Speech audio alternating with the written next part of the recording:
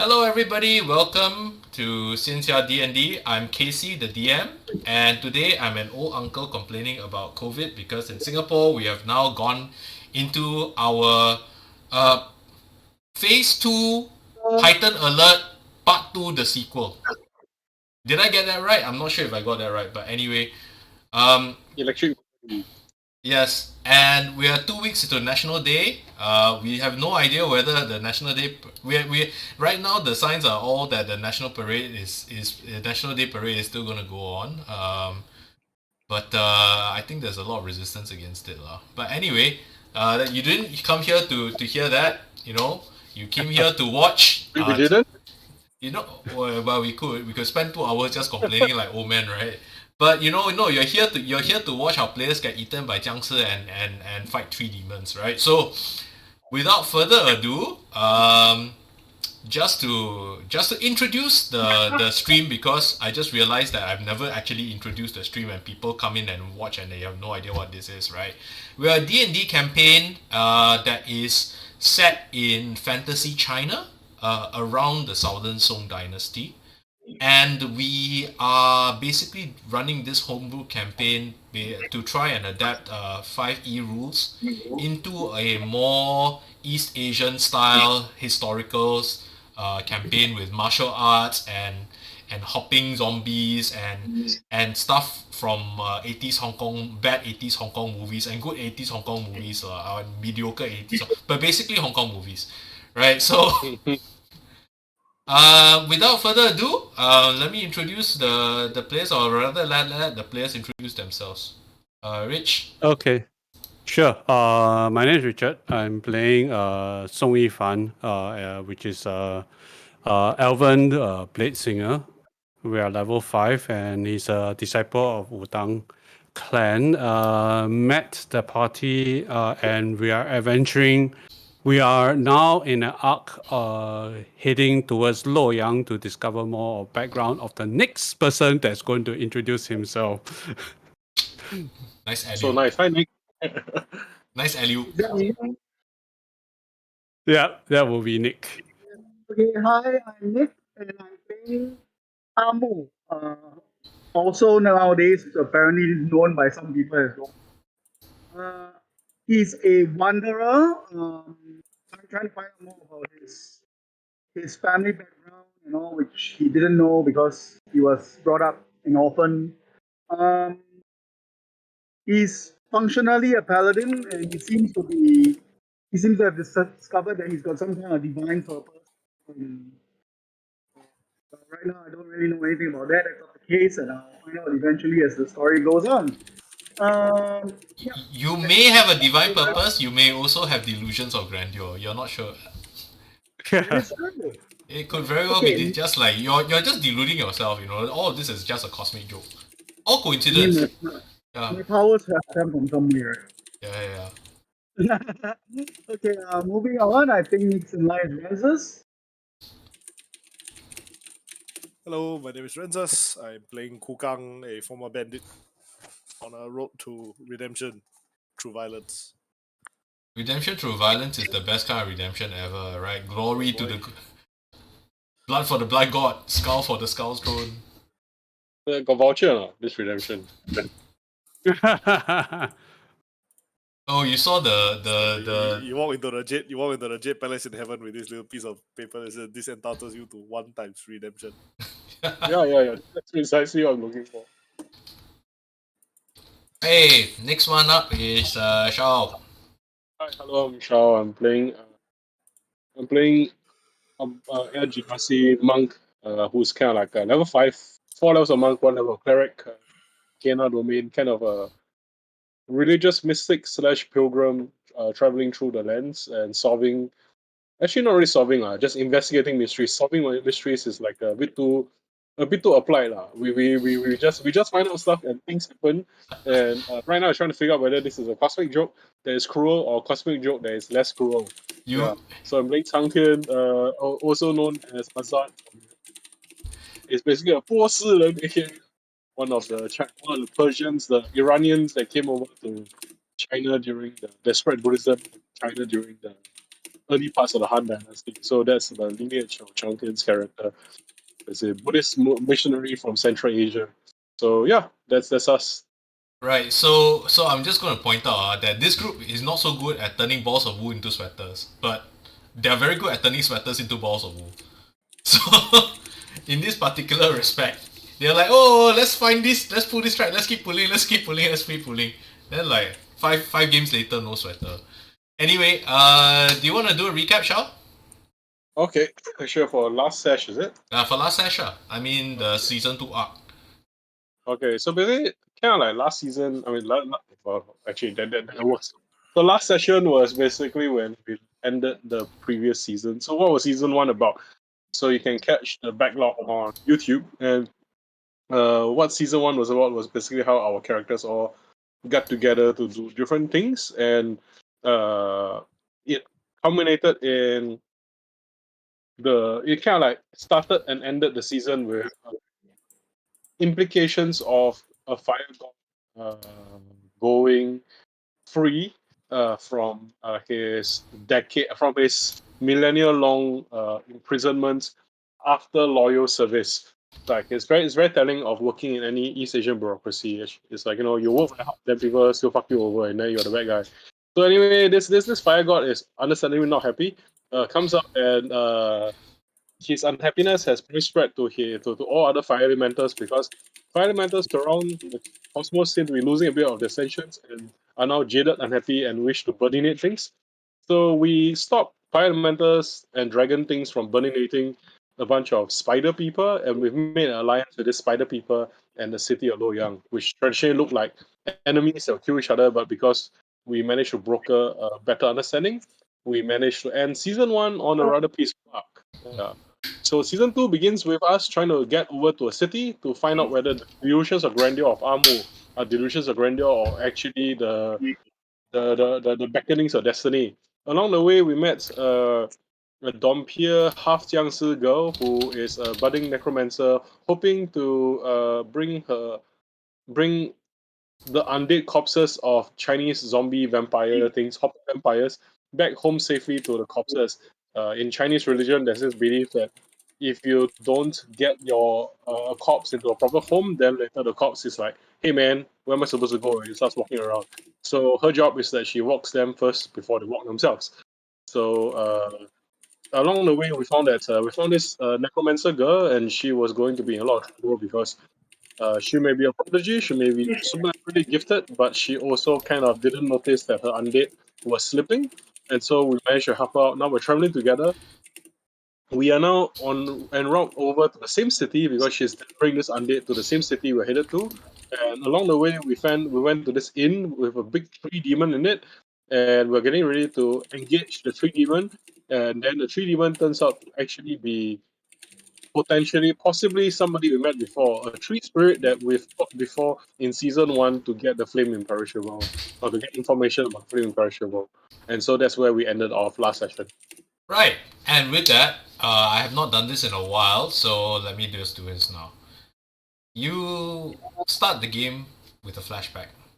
Flashback to an inn, where this particular inn, looking ramshackle, the scene plays back and you see suns going backwards in quick motion, and you see trees resealing themselves from the hey, no, so hi, so I didn't know you arrived just in time. You're starting to become our Gandalf. You arrived just as you intend to. So you see the inn going through a time reversal process almost, where the scene seems to be where the years of neglect and destruction and seem to reverse themselves, and it becomes an inn again, and the camera pans itself inside, and you see signs of celebration, people drinking, toasting away at wine, and you see the dryad, except that she's in human form, wearing a red veil, drinking some wine, And beside her is a handsome lad. Looks quite. He is tall and he's buff and he has an honest face. Seated on the table and they are toasting away. And behind them is the character of the wedding characters written in red paper. The word double happiness, Xianxia. And all throughout this, you hear celebration, you hear toasting, and you hear great cheer. Just as a group of bandits burst in and start putting everybody down to sword and grabbing the betrothal gifts and whatever they can find. And the scene ends with the lady being pushed away by her husband. Her husband, which she had just wed today, as he's cut down mercilessly by a sword. And the wrist exposes a small tattoo of a dog. You find yourselves through the flashback. The scene pans again back down here, and you see the dryad. You see the dryad approaching you and going, her hands outstretched and saying, "Look, I know we've had our differences, but you have to believe me. You have to leave this place now." I have to say, this reminds me of all those Demon Slayer episodes where before you fight this thing, you need to know its backstory. The backstory. Yeah. Well, we went. Then I looked at Richard. I guess Richard, you're the one who delivered the killing blow last time. Right? So I guess you. Right, is it no longer in the inn? Yeah, I look at her and say, I understand that there is great evil around. You can't But fight I it. think You can't fight it. The evil is way too powerful. The evil is currently bound, but she will awaken at any point in time. Just leave here while you still can. I look up at I said, at any time but the ritual is not being disturbed. She should not awaken. Look, the ritual only restricts her. It doesn't bind her. She has found ways around it. She's old and cunning. Just believe me, please. Just leave this place. You cannot stay here tonight. Is she? Are you bound by this demon? You know this demon very well. She says, just go, all right, please. Yeah, look at the rest of the group. I look at the necromancer and I say like, well, young lady, do you think we should leave, or do you think your duty requires you to stay further? She says, tonight's the night of a full moon. If we stop, we need to stop somewhere. And if we don't stop here, then it begs the question of where we stop. Okay. Look at the dryad. How far is the demon's reach? It's not a physical reach. Her power bleeds through the place. I look at the dryad. The rest of the and I say, everyone here seems to know you, but I don't know who you are. What are you talking about exactly? They met this man destroyed my hiding place up in the realms where the flame imperishable was. I was hiding from her, and what is she? You might as well tell us. If we're going, I look at my companions, and it's quite obvious that we're going to get involved in this affair, regardless of what you tell us anyway. You shouldn't. You should not. She's way too powerful for any of you, even if you are cultivators of the earth tier. What is she? She's a 1,000-year-old tree demon. Please leave.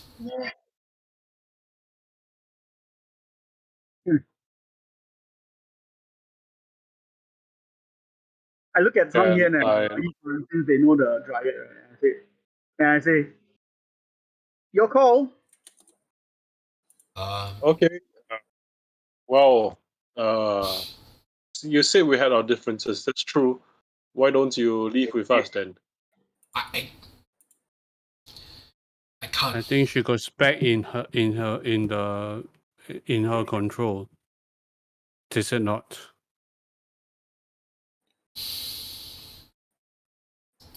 She looks. Are you under her control? In a manner of speaking, yes. Okay. So we can't leave because we have a group of people that we need to work with. So if you can help us find a place to hide elsewhere, then we won't encroach onto this place to make life hard for you. Then it'll be a win-win for all of us. I can't leave this area. You probably know the spirits. You probably know the land much better than all of us. I cannot leave this area. I don't know the lands past I don't know the lands past the canyon of this river. All I can say is that if you pass the canyon, you're safe, but not here. How far is the canyon? It is maybe 15-20 minutes travel away, but the bridge is old and rickety, and it's guarded.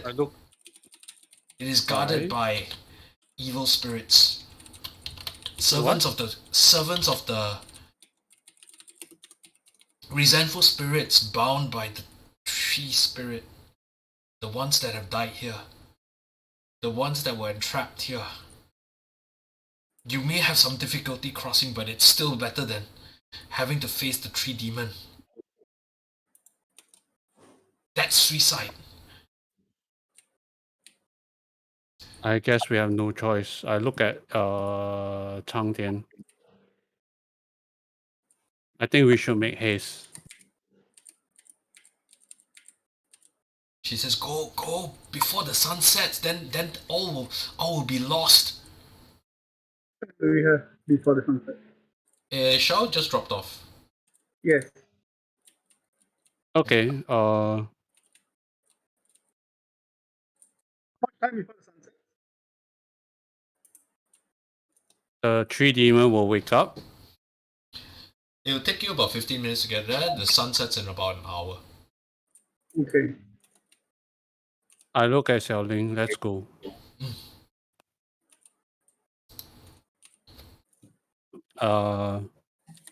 I tip my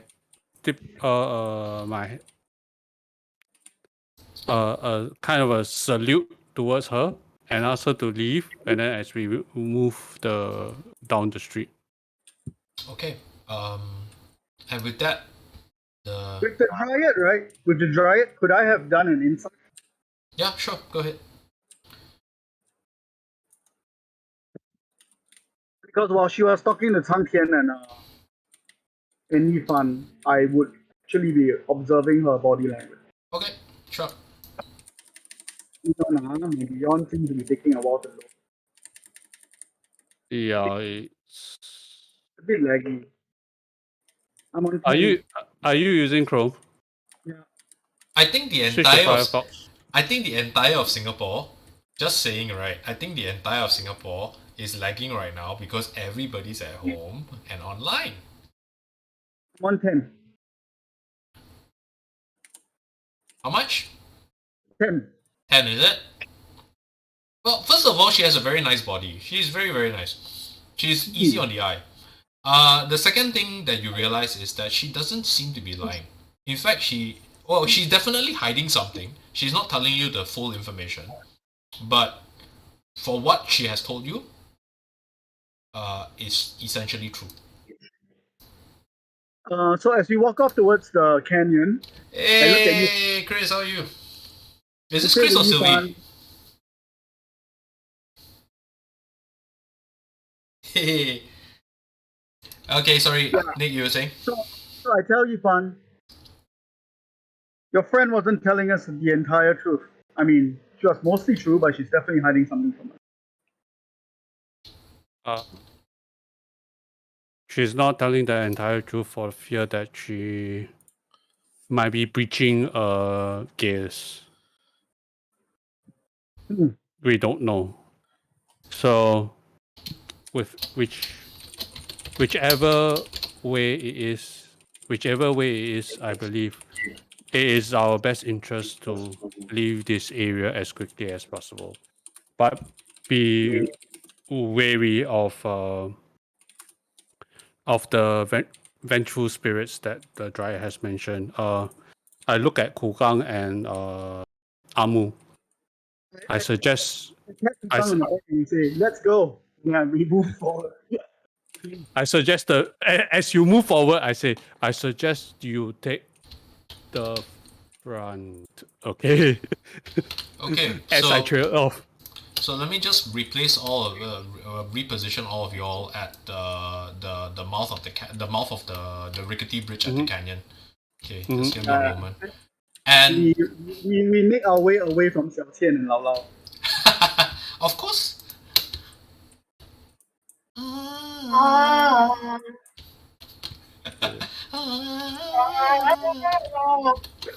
Yeah, all the creepy music is now, and you hear you watch as the zombies obediently hop in a line behind.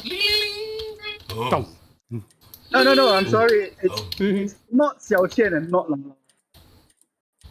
Not Xiaoqian. It's not Xiaoqian and not Lao Lao because of copyright infringement. Yeah, yeah. It is. And it's not Ma Xiaoling also, right? It's not Ma Xiaoling also. I only said Xiaoling. I never said Ma Xiaoling. Oh, her name is Shui Xian. Oh, Shui Xian. Yes. Yeah, of course, her name is Shui Xian. Ma Shui Xian. Which also happens to be the name of the scholar of the movie that I'm referencing right now. But hey, who cares, right? No. Shui Xian is the name of the scholar. Oh, Ning Kai Chun. Ning Kai Chun, yeah. It's Ning Kai Chun, yeah. Ning Kai Chun, yeah. Sorry. Okay, I know my...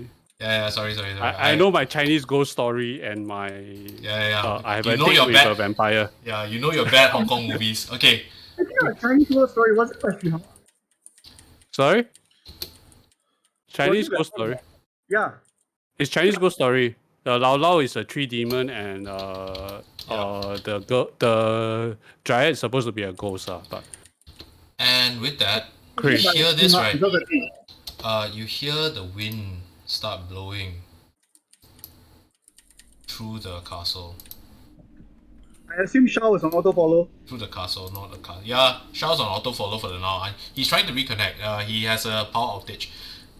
Okay. You hear wind, a gust of wind blowing lightly through the canyon, as if there is a slight tinge of resentment within the surroundings, as if the canyon itself is calling out you.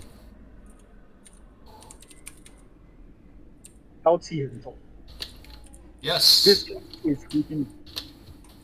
Yes. Alright. And you see the small rickety bridge that looks in absolute disrepair. Looks like it can bear the weight of one person at once, maybe? I would suggest the two of you cross first, then the necromancer, Shui Xian and the zombies. But the zombies cross at one at a time.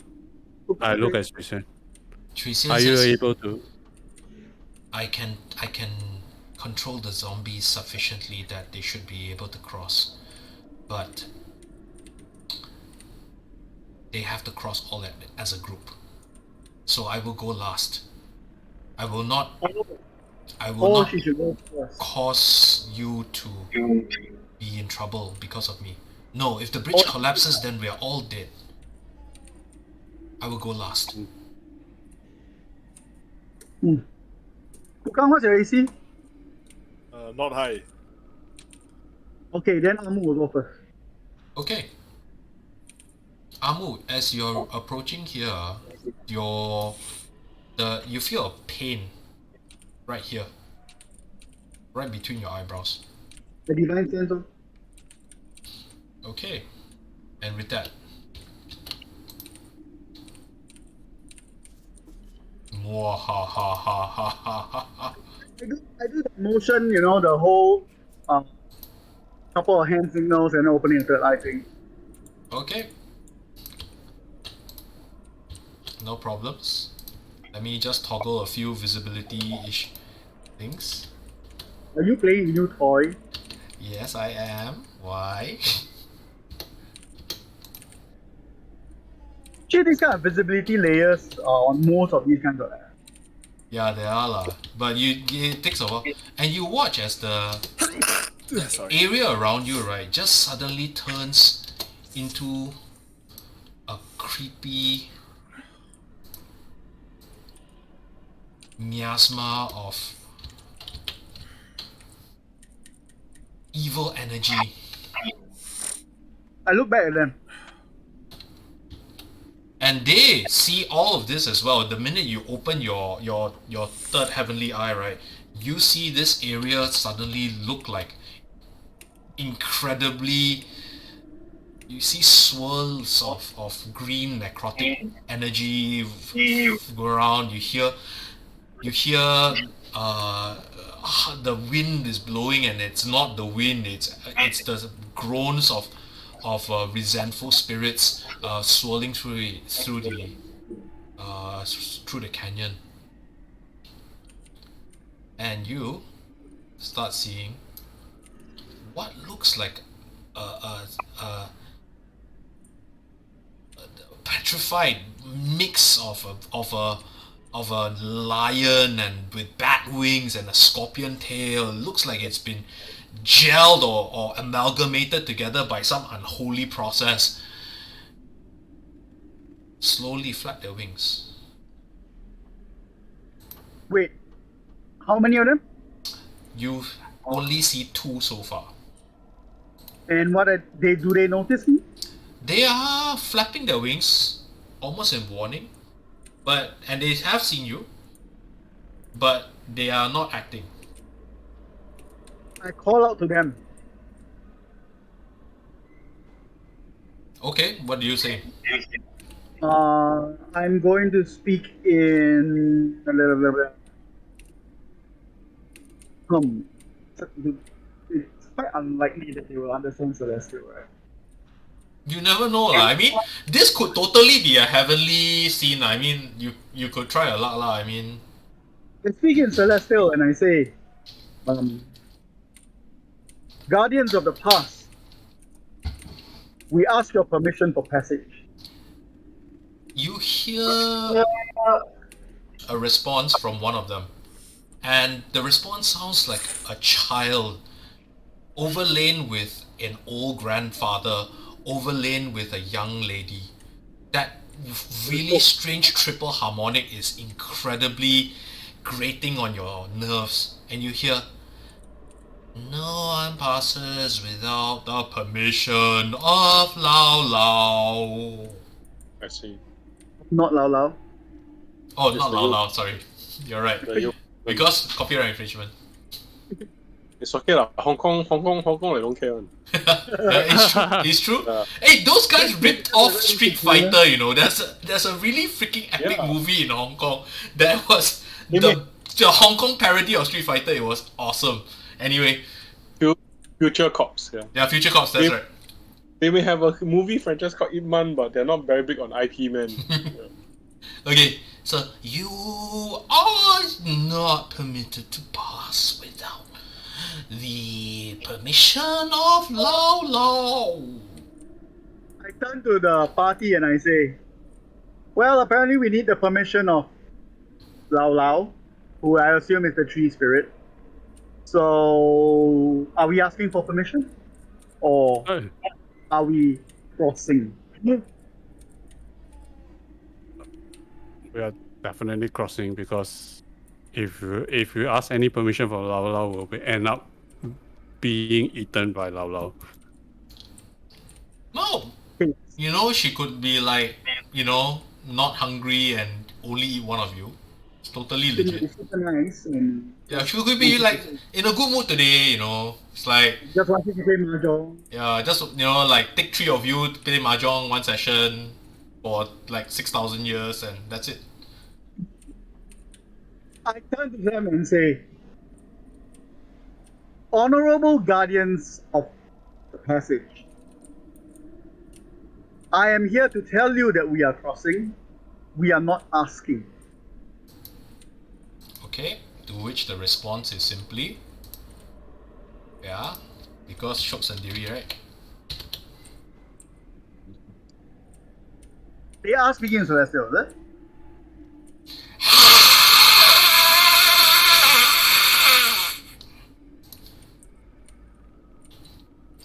Are they speaking in Celestial or Common? They're speaking in Celestial. They're responding to you in Celestial. Okay, and everybody roll for initiative. Let me trigger my combat encounter. Initiative. I assume we are all fully rested because I'm Yes. not updated. Yep, you're all for Yes, the rest. just click the long rest button. Okay, everybody roll for initiative. I have an 8. Gang has an 8. Long rest. So does Yifan. Yifan has an 8 too. Okay, I have a I 14. imagine you have a higher dex mod than plus. Cang Tian has a 14. Thanks. One. Yeah, I have Okay, a so- plus. Yes? I have a +3. That's Long rest Okay, then you button first. set my Okay. hit points down to previous level. I'm sorry. Why? I'm sorry, what? My long rest button reset my hit points back to previous level. Just adjust it back, law. I don't know. I am not the help desk for DnD Beyond. Hey, dude, I'm already at IT help desk for all my kids. Okay, you're not my kid. You okay, Nick, you need to edit your character and then add the hit points that you rolled in the manage hit points section. And then the long rest will be able to calculate the hit point to the max. Okay. DM, how to do home-based learning, DM? You don't see that. They want. Wow, that one is the trigger word already. I was like, wow, angry. So Renzus to do stuff, right? Everyone stressed, yeah. hey, that one is quite painful. I mean, it's like so much unnecessary aggro. No, seriously. It is. Yeah. I mean, like, I get it, like, you know, they want their learning to be undisrupted. You see 2 more, basically walk from around the islands that seem to be floating in the middle of the sky and start swooping towards you. Okay. Okay, so they all move before the first of you move. They all move before you do. Okay? Sure. So, one of them flies over here, takes to the air, and flaps his wings, right? And starts firing out a volley of bone spikes. Okay. Okay, first target is Amu.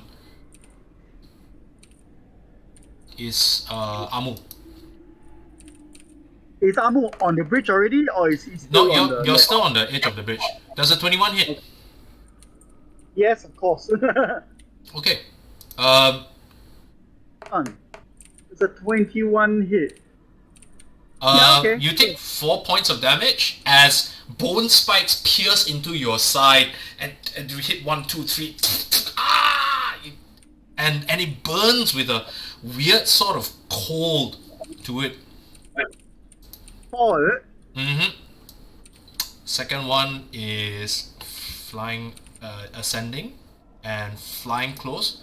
I think this one can only reach you, so he is going to fire at you as well. Sorry, Paladin. Paladin got hit points. Yeah, Paladin also got AC. So this time round, you are savvy as the bones. As you step out of the way, you throw up your battle sleeve, right, and you whip it around, and just as 3 bone spikes fly towards you, and you batter it aside. Number 3. Okay, number 3 can hit Kukang. Yes. Does a 23 hit you? Yes, plenty. Okay. Take 10 points of damage. Bone spikes impale themselves into your body. And the last one, can hit or not? Yeah, okay. Oh, actually, their bone spikes actually got damn long range one. So, you know what? I will randomly aim for Yifan. Okay. I think let's shoot a zombie. No, but the zombies are all behind. Okay. 14, does it hit you? Nope. Okay. And they're round. Top of the round. Now begins the party's turn. Cang Tian, it is your move. Okay. What are you doing? I will. Let me see. Yeah, it's over a chasm, right? Yep, this is the chasm. These are like what effectively are zombie manticores lah. Okay, got it. Then there's like the distance between, let's say, me and the furthest manticore that is in the chasm. What's the rough gauge of distance? Furthest manticore, furthest one would be either here or here, 104 feet. 105, Okay, 117, got it. 111, and 90. Got it. I basically move up near the tree, where the coniferous tree is. Okay. This one? Okay, so- This one? Yeah. What's the distance? Is that 40 or... Yeah, rangefinder mode. Okay, yeah, alright. So I move behind it. Good Then- call. Okay. This is... Okay, then... so I'll use it for cover. Then my standard action is I look at the party, then I say, I say to everyone, I'll try to make them get closer. And those two over there, that's in the sky, I basically cast create water on the two manticores, so it begins to rain on the two manticores, on the two zombie manticores that's furthest away from me. These two, is it? These two are the ones that are relative further away from you. I think the ones that are closer to me, so I Okay. kind of draw attention for me. Let me look at create water's soddenness. I know it's about 40. Let's see, create water. No, I don't want to create watermark Google. I want to create water. Okay. Yeah. But then suddenly PDFs came out to me. Hey, do you want to create watermark? No, I want to create water. Would you Yeah, like to but create? something- Would you like to create a watermark? It's Yeah, like but suddenly the something- little paperclip appears in front of you. Yes. Yeah. Anyway, I yell out to Cang Tian. Are we sparing any of them? No, you can say that they are mostly made out of spare parts though. And okay, so at the zombie manticores there, I can get a 30 cubic foot amount of rain basically. Okay. It kind of like gushes down. And so kind of like the water basically just kind of like beats down for a while. That's what I'm doing for this round because Okay. Can I'm just creating rain for this round. Then my bonus action, I'm not doing anything. So I move action, standard action, done. 30 liters of water you said, right? 10 gallons of... No, I'm creating a 30-foot cube of rain, basically. 30-foot cube of rain and it's all water. Okay. Yeah, it's all water. Okay. basically. So it's kind of like basically... I'm gonna let coming down. them roll decks with advantage. But if they Okay. don't get advantage and they get hit, they will get sodden and they will get effectively knocked prone and then they will take falling damage. Because Okay. actually that's a lot of water, logically speaking. It is a lot of water, yeah. It's a shit ton of water. So let me just make a deck save with advantage. Because they can see it coming, that's the disadvantage to it. Did you Yeah. mean to rain on their parade? I did. I wanted to rain in... What's your rain spell damage. save, bro? My spell save is 8 plus. 8 Okay. plus 3, 11. 13. Okay, one of them makes it already. Okay.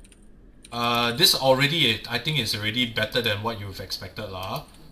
Yeah, like but I just needed to get them kind of like sodden and messy in the area. But this is better than expected already. Okay. Cannot No. ask for much. Yeah. Okay, no. So yeah, they both the pair of them easily fly apart. Not fly apart, but fly away from the mass of rain. But they look kind of pissed. The Okay. next in the round is Longmu.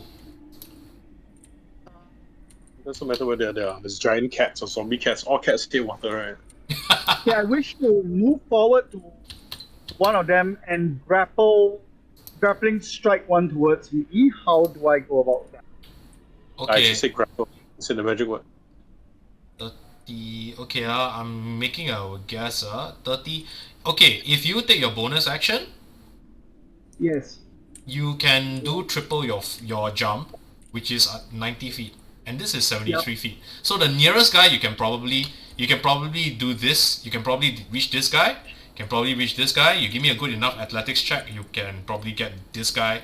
This one is no. You can get any one of them. Which one do you want? I'm quite straight ahead kind of guy, right? So he's going to do his crashing wave maneuver, and he's going to move forward towards the first one. I'm going to strike it. I'm going to jump up and strike it, and then I'm going to grappling it down onto the bridge with me. Okay, Ken. So let me first of all give me a athletics roll. You will have a DC of, let me count. Then horizontal 2.5. You need 13. I fail. I'm 11. Okay, so you're flying through the air, you're jumping, and you are just shy of him. You're about to take falling damage, bro.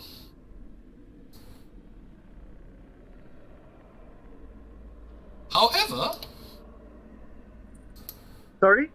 okay, you're about to take falling damage. I forgo my action to It's 120 feet down. grab onto the bridge. You can try to make me an acrobatics check. Your DC is 15. Acrobatics or athletics? Acrobatics because you're trying to twist your body back. Specifically, is it? You can make me a dex save as well if you want. I've got 17. Okay, so you're now grabbing on this side of this. So you're like, yeet! Ah, oh my god, I just missed! And you fly, and you just hang on to the side there. You don't do the, very impressive work. Very impressive work. Okay, so you're holding on for dear life here now.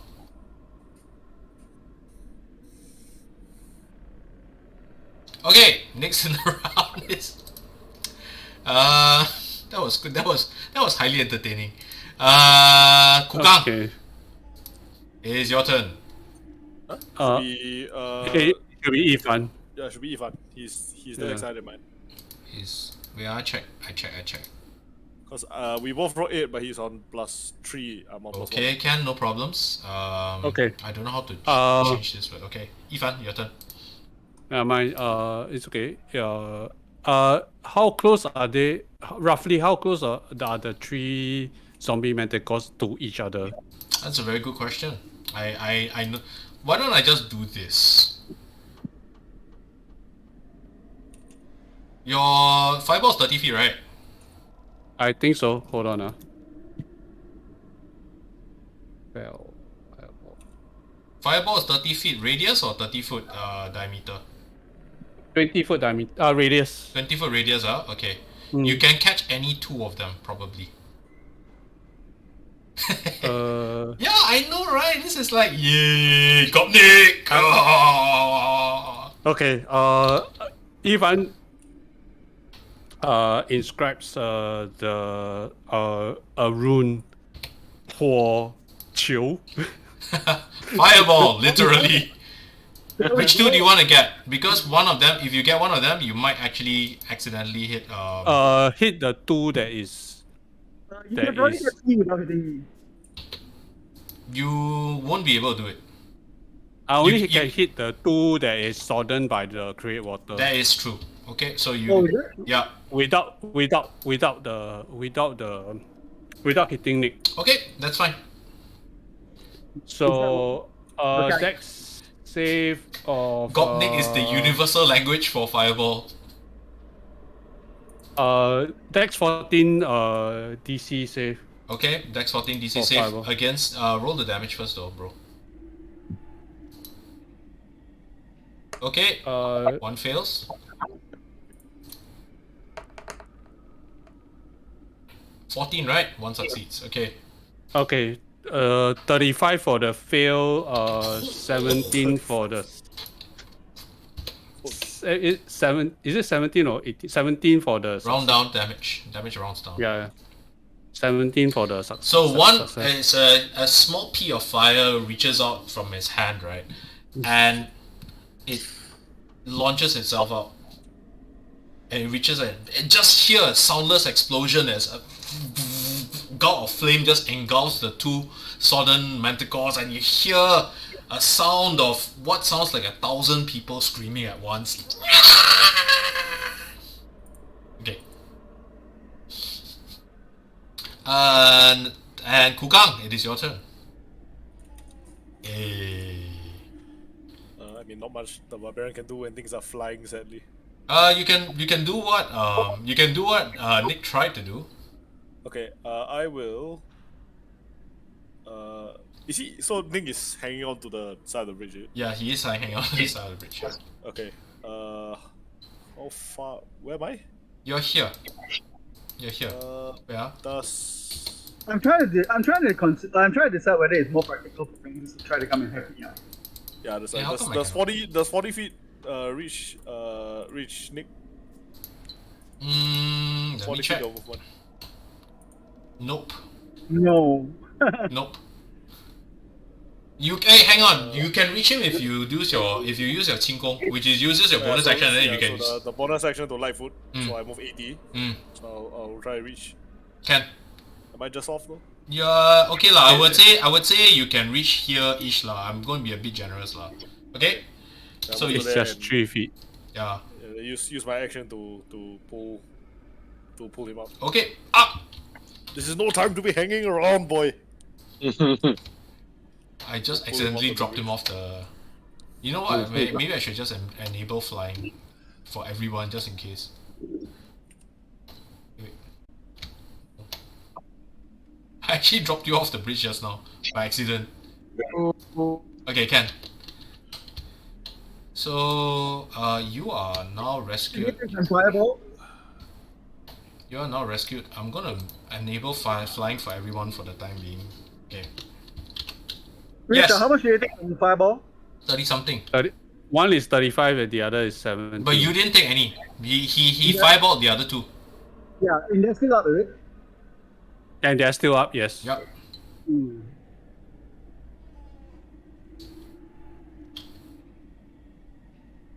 They're actually romantics because they're romantico. Romantico. How do you know they're Roman? Because we are, aren't we getting? Didn't they speak to us in English? No, Did they this. use? Okay. Top of the round. Manticore 1 flies charges towards. Okay, sorry. Bonus action activate Blade Song. Okay. La la la. La la la. One Manticore flies towards, dives towards Cang Tian. Sure. So, they are. I have to roleplay in combat. They are the one that is singed in particular is particularly angry. So like there's a steam coming out of his body because of condensation of water that Yeah. flash steamed, right? Yeah. Basically. So these are not real. These are not true manticores. True manticores would have attacked you 3 times with the Talespire. Okay, just pointing out. So So these are not real mana. they could totally be romantical. Yeah. Okay, but their melee attack is totally functional. So I'm assuming the 12 doesn't hit you, but a 17 does. Yeah, 17 does. Okay, so one of the claw attacks does hit you. It does 4 points of damage. I'm rolling like shit today. Okay, got it. So it's kind of like it dashes at me. Yeah, and so then he like- just dashes at you, and he swoops down, and he just does a kind of like because of the odd angle of it, right? He just kind of like flips his body around, but he managed to catch you across the chest with a claw. Yeah, hitting is 75% of your attack. Stop complaining that you're rolling bad. I'm hitting with 75% of the attacks. I hit 1 out of 3 attacks. Okay, and... Yeah, I'm including the range attacks, by the way. Okay, so Manticore number 2 dives down towards Kukang, and he is going to, instead of making a melee attack, going to attempt to shove you off the bridge. Okay. He's a brave man trying to shove a barbarian. Did you rage? No, I'm not raging. Okay. I speed bolted. Okay. Oh, good. So Kukang can keep it there. Contested strength. Oh, that's a 21. Tested strength. Aha, 25. Well done. So, so what happens is the Manticore flies towards you, and he dives down towards you, but Kukang grabs him, channeling perhaps the ancient tiger slaying hero. Okay, number 3 flies around and tries to fire tail spikes at you. Yifan. Yifan. Okay. Okay. AC 18. Yeah, Shuixian is not attacking. She's basically holding the zombies. Understood.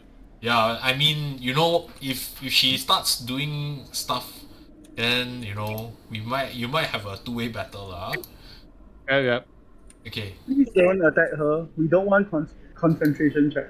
Yeah, that would be bad. 8, nope, nothing misses you. And the 4th one, now that you mention it, No! standing target ma.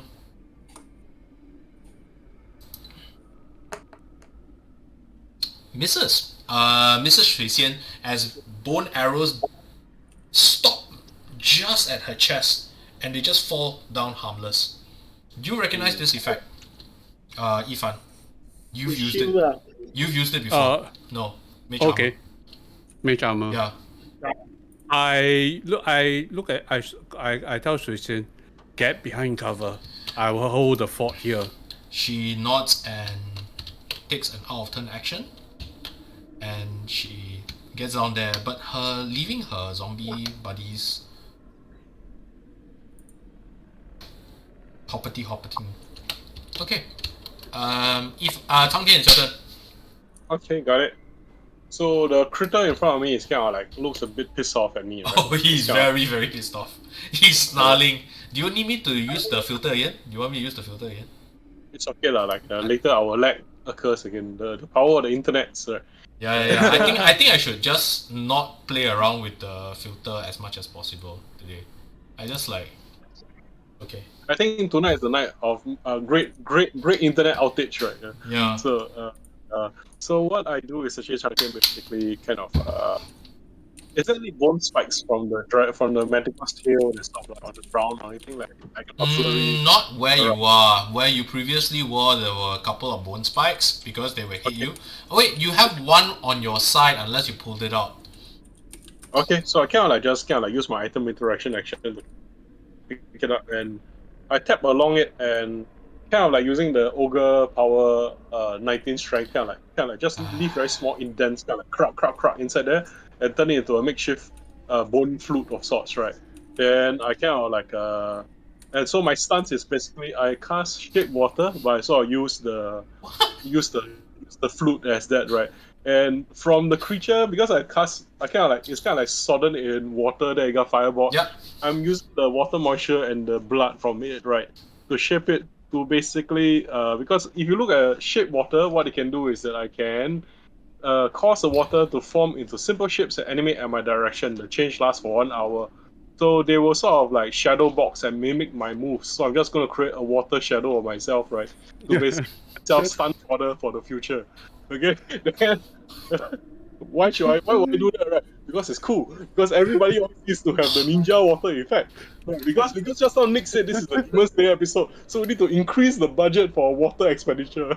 Like something like Mizuno breeding for like 58 times. Okay, sure. You create a blood clone right next to you. Yeah.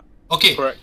He And I'm cannot gonna move. just He cannot move. He can shadow your actions and all of that, right? But he cannot attack. He's basically made out of water, and the minute you lose concentration, it will go poof. Yeah. Correct. Yeah. And what I'm gonna do now? This is what it feels like to run for Shao Han. This is what it feels like. Okay, feel my pain. Like, what the fuck? Right. Because we must have the budget for animation. Then I will use my bonus action to spend. Let me see. What should I do? This is not concentration. Actually, that's not bad. Okay, I'm going to spend my bonus action and use a key point to patient defense. And as I patient defense, right, I kind of like move around the tree, move through the blood shadow, everything. So kind of like obscuring me and the blood shadow. Which one is which, lah? Okay, so you get into your signature herky jerky action, right? Yeah, the patient defense. Yeah, right? Yeah. and you kind of roll your way around the tree, and your blood clone just does exactly the same thing, and starts and you can see that the manticore is kind of slightly confused. Yeah, like what? Sorry, let me rephrase that. The manticore is not slightly confused. The DM playing the manticore is more than slightly confused. See, you remember, it's like, like if you can't beat them confused, then. Yep. No, I totally get you. Okay, next in round. You call the other manticores to come and take a look at this. It's like, hey, what's this? Longmu, your turn. Longmu is going to. So there's two manticores. There's a manticore that's like almost face to face with Kukang. With Kukang. Yeah.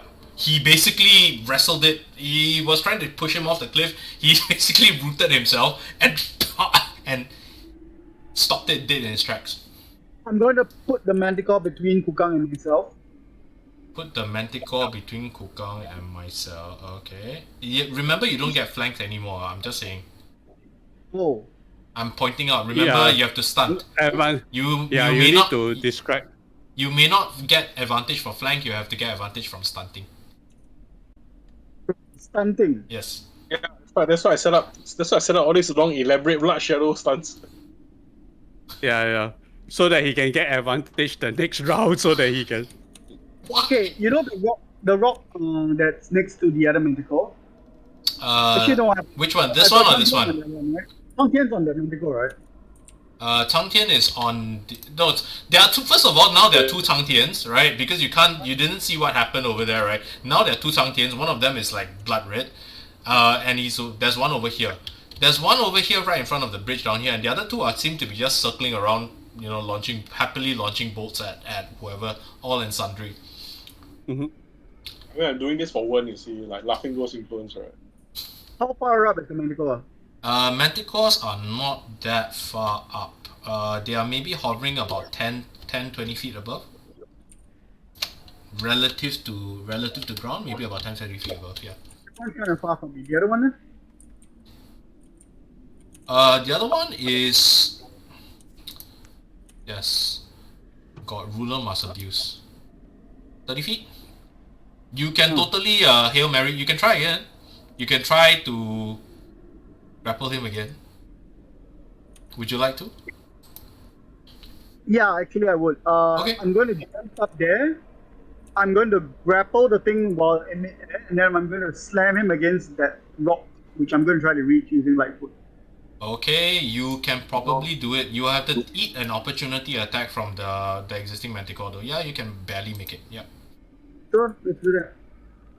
Okay, you eat the opportunity attack first. 14, so if it's 13, I make it. Yes, it's 13. 13 will get you 90 feet as long as you use your bonus action. Okay, but first let me try to eat you first.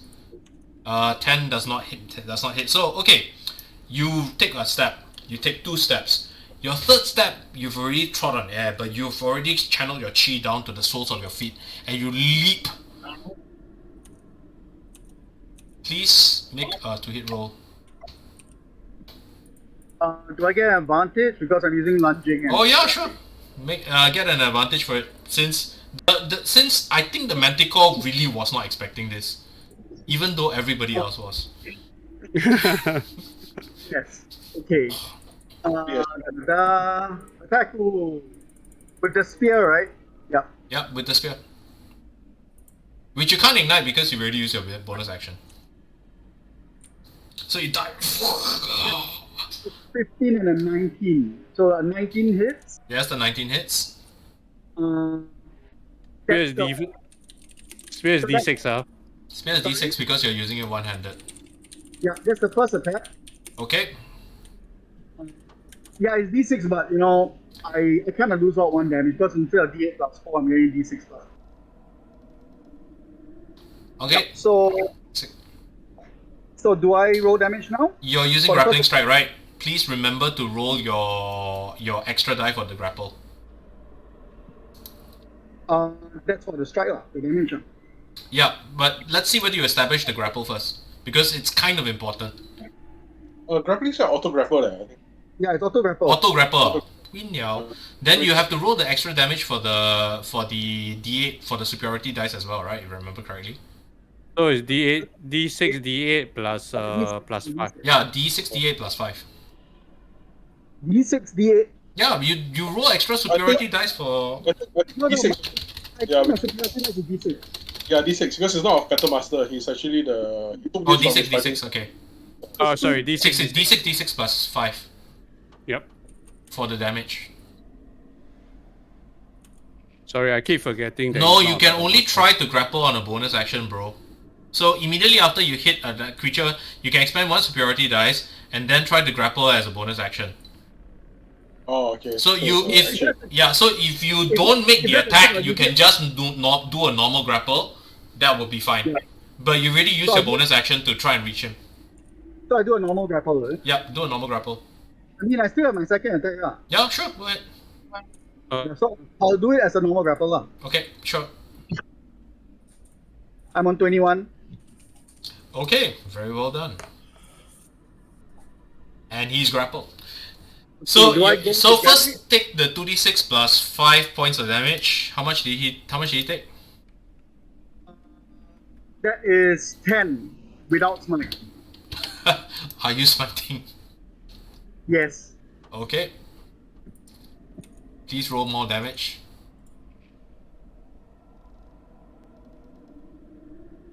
I mean, how do I minus a die? Reroll or just reroll? Just close it and then open it again. Okay. 16, okay. No, it's 11. Okay. I got a bit more. Hang on. Would you like to stack on the smites? No, I've got the lunging thingy because I charger, so I get a plus 5 to the damage roll, so that's a total of 16. Smite. So plus 5, right? Okay, that's another 5. I'll take that damage off. Okay, it's still standing, but you grab him and you fling him across to the, and it smashes. You smash his head against the rock, the rock face. Roll me an athletics check to see whether you grab the rock face. Do I get another attack? I'm sorry? Do I get another attack? You don't get another attack, but he will take damage regardless. I will take it as a horizontal fall. 16. Okay. You easily grab on the side, and as you drag him along, you smash his face across the thing, and he takes another 2d6 damage. Let me just roll. Yeah, I would be using the fall as I'm kind of starting here. Okay, he still takes 2d6 damage. Yeah. Please roll 2d6 damage. He's still alive, by the way, but you've done a good number on him. Well done, well done. I've learned my mistake from the half dragon the previous time round already. Okay.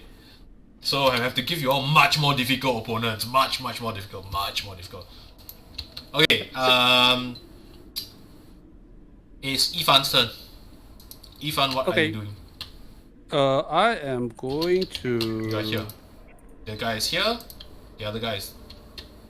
Yeah, everybody else is engaged. There's one free one here. Okay, I am going to try to rush the manticore that is attacking Kugang. Oh, Kugang. Yeah, Okay. direct line. Susan take cover already. Okay. So yeah, direct line. As I'm running forward, I'm inscribing the burning 火刃 green flame blade. Oh, nice. Okay. And yeah, you can barely make it if you spend your bonus action. yeah, bonus action for Lightfoot to try to reach him. Okay. As I am I actually doing the Sibu Isa move, which is direct straight line. I don't do not pass go, do not go. It's a very direct straight line attack. Okay, so make me an athletics roll. You're basically lunging. Yep. You're trying to get an advantage for describing your. Yep. Okay. Athletics is 15. In a moment of anime, as you are 45 feet, exactly halfway into your leap, your flame, the blade bursts into green flame, leaving trails behind you, and you drive your blade forward. Okay. Crit fishing. Okay, sure. Okay. 25. I assume 25 hits. 25 hits. So this is piercing damage. Take 12 piercing and green flame.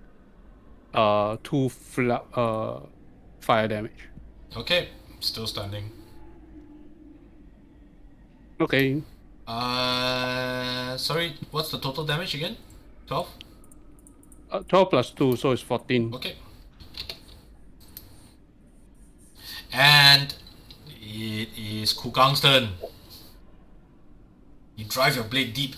The green flames burn into it as it got. So there's one of these next to me, right? Yes, there's one of these next to you. And we will unleash the anger.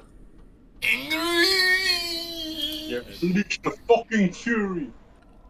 And swing, just go full ham with the meteor hammers. Not much technique to this one. Just swing and aim for hit. Okay. And I will do so recklessly. Let's see. The first one does.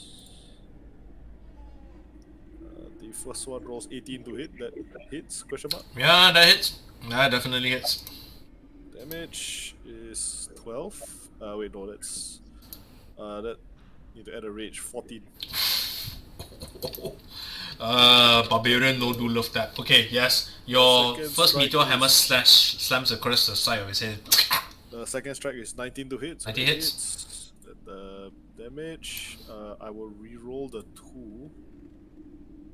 Hang on. Oh, you got great weapon fighting, I think so. Wow, win ya. Let me double check. Yes, I need to re-roll a 2. Alright. Take the -5 to hit, No, it's the fighting style, not the. Oh, I see. Okay. Okay, so that got a 3. So the damage is 50, 15. 17 on the, 17 Oh, on the second swing. 7. Because that one doesn't add the rage damage. Yeah, it doesn't. So it's, your 17 on the second. you hit it. You hear a sickening crunch and a squelch as your meteors just swing deep into your meteor hammers swing deep into the zombie manticore. And then I will use the momentum of that strike to just shift around to the middle of the bridge where my back is not towards the edge. That would be very, very smart of you. Yes. Yes, that would be very Yep, that's wise of all. you. Okay. Top of the round. Okay. Confused Manticore is confused. Confused Manticore is trying to decide which one to hit. Confused Manticore. Yes? Aha, no, just mocking. Oh, I see. Aha. I see. Okay. Confused Manticore will try to make an intelligence check to figure out what the bleep is going on. And if he doesn't, then he's gonna... Okay, if he makes the intelligence check, he's going to... Oh, what the hell? I just lost the bloody encounter. Oh, Oh. I think my power is too OP. It destroyed the... What the bleep? Okay, yeah. It's okay, let me recreate it. Initiative was 14, 10, 8, 8. Yeah, I remember that. 14, 10, 8. Okay, and this one 20, 17. Okay, and I will... What will happen is I will also try to remember how much hit points they had. I believe this should be the amount. I also believe that this should be the amount.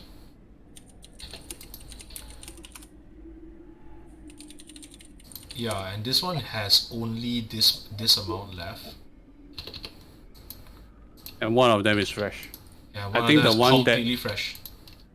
the one Oh that no, is I just targeting- remembered. No, the one that was with that has been beaten up by Longmu is also pretty effed up. Okay. Anyway, yeah, this should be more or less the state of it. 3 of them are really about to go down. 1 of them is not. So intelligence check. Ooh. That was a really good roll. So he will make his attack on you. Cang Tian. He ignores the blood clone and decides to focus his attack on you. He has disadvantage. That because is I true. used my- That is true. And can I claim superiority for my defense because of the erratic movement and weird cover from the tree? You don't need to because you can't double disadvantage. Oh, I can't get a +1 AC from that, is it? Or No, it's just all advantage now. Yeah. all advantage. Mm. Okay, sure. The system. I took the system already. So Okay. does a 15 hit? 16 hits. 15. If, 15. 15 hits. 15 hits. Okay, 15. It goes through disadvantage, right? Yeah, that's the with the disadvantage. So take 6 points from the bite. Okay, sure. Yeah, let me roll 2 more claws. Okay, that one definitely misses. And 1 more. And that one misses. So 2 claws, but 1 bite, one stench of rotting flesh hits you in the nose as one of them bites you in the back of the arm, just as you are unable to pull away in time from your herky-jerky motion. Okay. The manticore that is facing Longmu. Manticore that's facing Longmu is he's struggling and he's trying to break free from it. He takes his action to try to break free from the grapple. Beat a 22. Longmu. 22 ah. Yeah. They don't always come so high. I rolled 19 Athletics. or what? Athletics what? You have athletics what? You get through. You break through. Okay, You break through. he breaks free, but that's his action. Yeah, that's his action. So he's still there lah. Yeah lah. That's all I need. You already grapple him or what else can I do? The one that's with Kukang, right, launches into a flurry of bites and claws. I don't suppose a 9 hits you, right? 9 does not, but remember you have advantage from Reckless. Oh, that is true. That was a critical. Ow. Ouch. Sorry. Ouch. You need a 14 to hit me. Okay, so take a 12 damage, which is halved to 6. Okay. And claw, 2 claws. I assume a 22 hits you as well. Yes. 1 claw will be take another 9 half to 4. And the third one is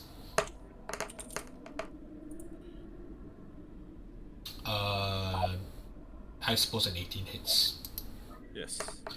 Okay, and take another 9, half to 4. So all 3 of the bites and the bites and the claws just dig deep into your flesh, right?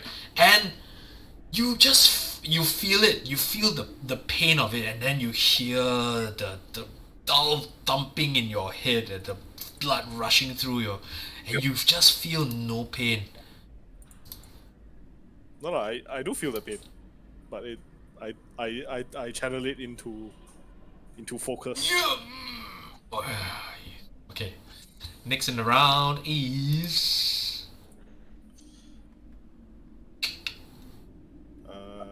Freshy. Amu, the Fresh Manticore. Yeah. Fresh Manticore decides to fly around. And Get your fresh Manticore. oh, actually, no. He's down here, right? Fresh Manticore decides to come down and try to shove you off the bridge. Sure. Okay. I don't know whether you. I am going to attempt to pirouette. Okay, so it's strength versus dex. Yes. Use your acrobatics if you choose. You need to be a 10. Yes, because I got advantage in acrobatics. Okay. Good. I have 14. Okay, so he tries to dive down at you and shove you off the bridge, right? But you move around and you somehow manage to evade his motion. He has, however, got a better position on you. Cang Tian, It's okay. you and your your breakdancing blood cone. Yes. Okay, got it. So, how's everyone else looking currently? Everyone's looking okay, right? I can hold for a while, I think. Okay, got it. I think you hold for a long time. Okay, Barbarians can't hold indefinitely. okay. That's why I went to. That's why I went to try to kill off your Manticore first. Okay. So I'm going to the tree near me, right? The coniferous tree. Does it look like, is it decrepit and old, or does it look healthy, or is it kind of like looks like a bit like it should look decrepit but it's healthy? You know, best of both worlds or worst of both. It looks healthy on the outside. Okay, got it. So like I basically look over at the beast, and as it swings and strikes over me, I guess I'm gonna try to throw. Let's see, how much do I throw it? Let's just throw it. Okay, so I basically kind of like, as the blood kind of like from my body kind of like because it hit me for 6 damage plus 4, so total of 10 damage, and my blood clone, right? So I kind of like stagger backwards with my herky jerky towards the tree, and I kind of like almost as though I'm falling down, and I use the tree to kind of like break my fall, right? Mm-hmm. And as that happens, I kind of like use the. I'm going to use, let's see, because I already have the 1 hour of control of the blood clone. I'm going to use Mode Earth, right, to basically create words in the ground, and like kind of like words in the blood, words in the water, right? And then it's going to write there, because again, I don't know what the trademark of this monster is, right? But I shall just write there, in using my calligraphy abilities, is like, fool, you dare strike a guess or lao lao. And then at the same time, I'm going to make a performance check to basically kind of like imitate like whatever I think this tree spirit could sound like, right? To basically try to psycho it. I mean, like, if it works, maybe we'll see where the story goes. Maybe a deception roll. Just maybe a deception roll. And you can take a +2 bonus for it. Yeah, sure. I will take the +2 bonus for it. Let's go. Let's go, baby. Let's go. What the fuck? 9 + 2, 11, yeah. No, not enough to. Not enough. Okay. Wait, no. I have to roll at least a counter for the inside, lah. So there's a chance that you might do it. Nope, not full. Nope. Okay. Then what's his response? Because you know that's the trick in intelligence gathering. Even if your life fails, it provokes a response. He's just snarling at you and dare insult the name of Lao Lao. Then later I say, so you look so powerful. Why are you scared of this Lao Lao anyway? I mean, for a bunch of lost souls, surely you have better things to do. That's longer than your 6 seconds, bro. Yeah, so I'm just kind of like using this to kind of like continue my conversation tempo for the next round. Okay, sure. Then, bonus action to Persian defense. bonus action to actually step off the wind to disengage from him. Okay. Then I actually have extra speed now because now I can dash as a bonus action. Mm-hmm. So I'm going to move over to, I guess, I think I shall move over to near where the bridge is. Yep. And then I have total 80 feet of movement. Yep. That was only Yes. like 40 feet, I think. Okay. At, Then no, 30 I feet. shall. Yeah. Okay, then I shall move down the bridge further, not the rest of the feet. Okay. And then as I do so, as I kind of like dance a bat out of hell, right, I shout, "What's this? Lao Lao, this one's letting me in. Your servants are useless. You bastard. I am the true demon prince. I've come here to take over this land. With the authority of heaven, I am the new demon prince of this land." Wow, you damn bastard. Okay. You already used up your action, so Yeah, so taunting is an action, I think. yeah, taunting is an action, but we'll see what happens next round. Okay. Next round is Lomu. Okay, you know my basic step, right? A 1, 2, 3 strike thing. Mm-hmm. So I'm going to take one step up on the first ledge, the second step onto the top ledge, and give myself height advantage over the flying thing. Okay. And I'm just going to jab it with the spear. Okay, so you're diving down, driving it full force, or you're just stabbing it like that? I'm driving it down full force. Okay, so you're gonna leap, right? Just a small leap, lah. I mean, So you're making sure I land on the rock. making sure you land on a rock. No, if you leap this way, you either commit or you don't. You commit, you get an advantage. Why you do this? Because it's more heroic that way. Mm, Not vaguely pedestrian shadow stuff. Yeah, I mean, if you want to do it, right, you have to do it with style, right? You have to like, throw your full no, force. I'm not going to commit. I'm not going to commit. But you get advantage, so It's already in bad shape, right? it is in bad shape. Like if you hit it now, you could probably kill it. I'm just going to stab it with 2 attacks. Oh, you're just gonna stab it like that, In quick succession. So humpty. What kind of paladin are Yeah. you? The hum cheese. It's like, So I just rolled it, yeah? yeah. I bet you don't. I bet you obey all of the safe distancing measures. Yeah. I do, I have no choice. 22 22 hits. for the first one. Do I need a second one? You have to roll damage first. Don't be so overconfident, my friend.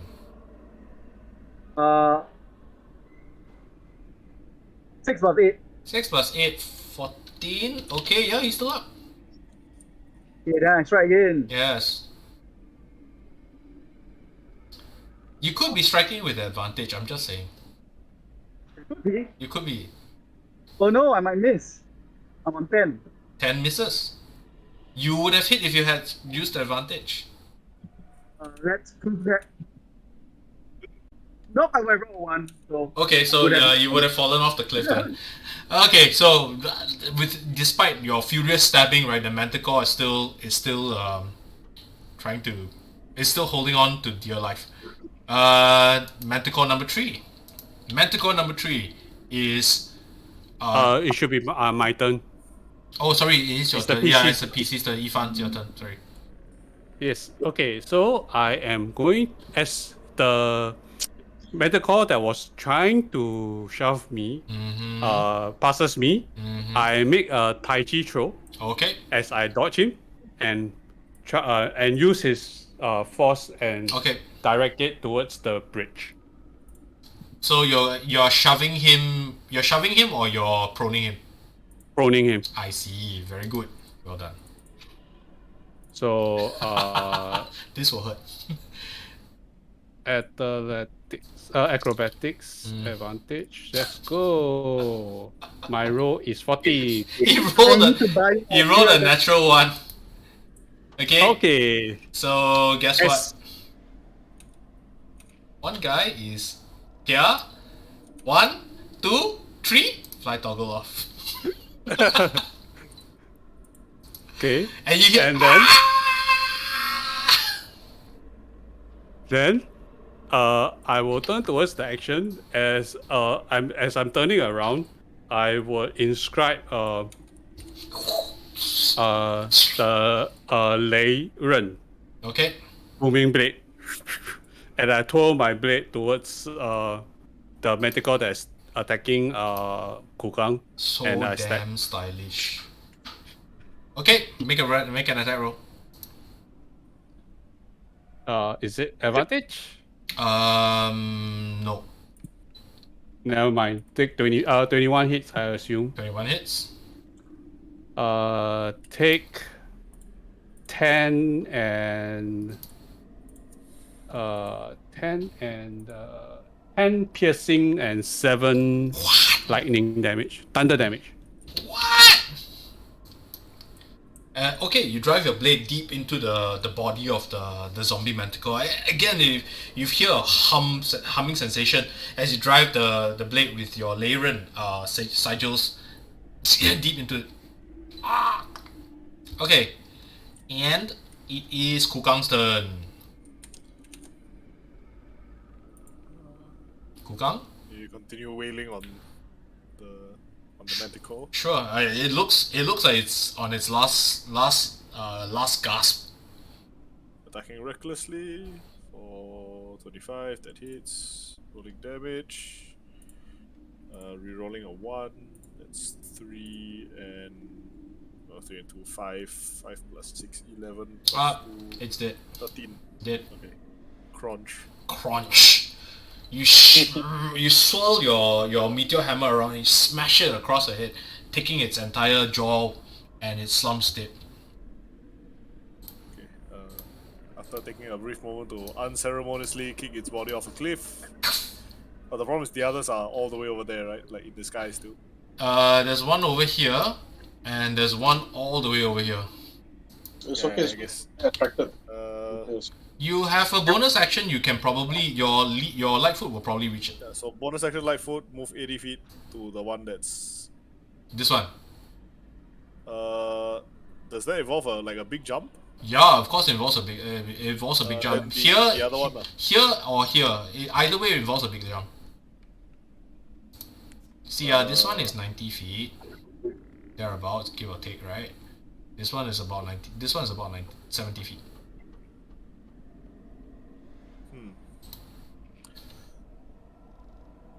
Which one do you want? I don't think I can actually pull off like a 70-foot jump. It multiplies by 3 with your light foot, so it is only a 20-foot jump. Oh, then that's doable. Yeah, That's okay. doable. Yeah, so we'll go to the one on the little floating island. Okay, sure. Then the second attack will hit him. Okay, sure. Make a athletics roll first. Okay, this has advantage. I rolled double 11. We roll 18. Yeah, 18 makes it. Okay, then wait, no. So you hurl yourself across. It's water advantage. No, that's not crit. So just go for damage. Reroll the 2. 6 and 4, 10, 16, 18. Okay. The second one goes crunch as it falls to its doom. Double kill. Double Q. Okay, let me just throw him off. Okay. There you go. There's only one left. And it's right over there. And it's his turn. As he flies up into the air. Oh wait, no, make an intelligence roll to see whether he decides to see whether he decides to attack the black clone. No, I can't motion. Oh no, he doesn't. He's wailing on the black clone. Oh, okay, see? Well, your blood clone is basically torn to shreds, lah. But Okay, Ken. Sorry, I'm actually playing Borderlands 2. I'm actually just playing Zero. you're in playing Zero Borderlands Borderlands 2, is it? Yes. Then it's like, oh, that one doing pattern over there, and then don't know what. Okay. And then what? How hilarious! Don't know what. Activated the shrub card. Okay. Cang Tian, it's your turn. Okay, got it. So it's like kind of like rolling on the blood clone, and there's none near me anymore, is it? Nope, Is none there of them. one- They are all dead. Okay, the one that Nick is fighting is also dead, right? The one that Nick is fighting is also dead.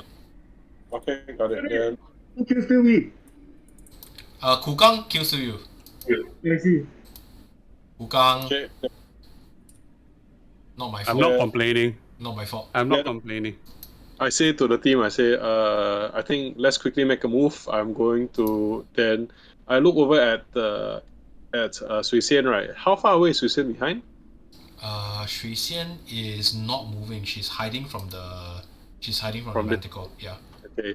Then I kind of blow a raspberry, a very loud raspberry, and I kind of like, and then and wait, let the manticore kind of hear me, right? Mm-hmm.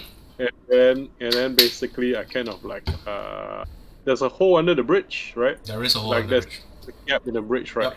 Then I basically say like, what's this? And I just kind of like, what kind of bullshit should I spin on? I say, I found it. The secret path to Lao Lao's riches is below this crack. You have failed in your duty, you dumb beast. And I walk to the crack, right? And I basically fall into the crack. And then underneath there's rope, right? And chains, right? Yep.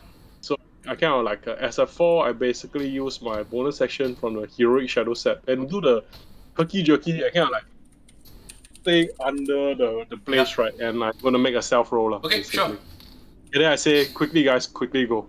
Okay. Let's go. Let's roll stealth. Okay. Hey, can I get any bonuses Yep. for You stealth? do. Take a +2. Got it. That's a 6 lah. Unfortunately, it's a 13. Okay. Yeah. Sure. Okay, I'm done. Next round. I think the rest of the team is like, what is this bullshit? Don't need so tactical. Just 3 of you are gonna wail on him. Hey, well, we need to do it for the viewers, okay? Engagement. Smash that like and subscribe button. Yeah. No, actually, right now, is Kukang smash the hits. Yes. Yeah. Like the way Kukang smashes their hits. Hit that. Yes. Yeah. Hit the like and subscribe button like the way Kukang smashes their hits. Okay. Yeah. Word from our sponsors. Long Mu is your turn. There Can you are get back, Nick? Are you? there are no manticores in reach, right? There are no manticores in reach except this one over here. And it depends on how you define reach lah. I mean, you could. No, you can't reach him. It's 100 feet away. Can I Lightfoot there? You can Lightfoot to the edge, but you can't Lightfoot to the. You can't Lightfoot to it. It's like. I will Lightfoot to the edge and toss my spear. Okay, sure.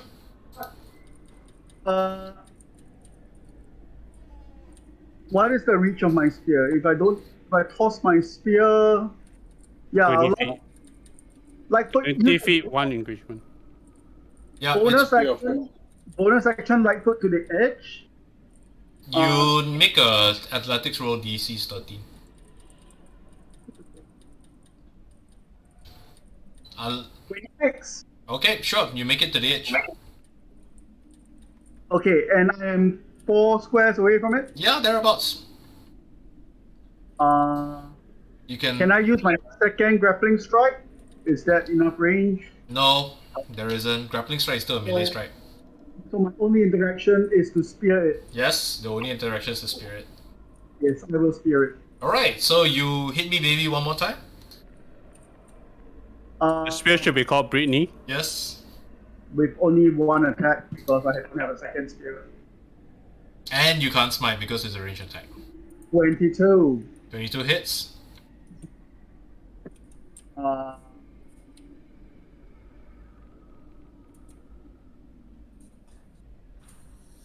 12 damage. How much damage? 12. 12? How much damage is that? 12. 12, okay. Okay, it's still up. You hurl your spear and it drives it deep into the side of the manticore. It's still standing. Next in the round is Yifan.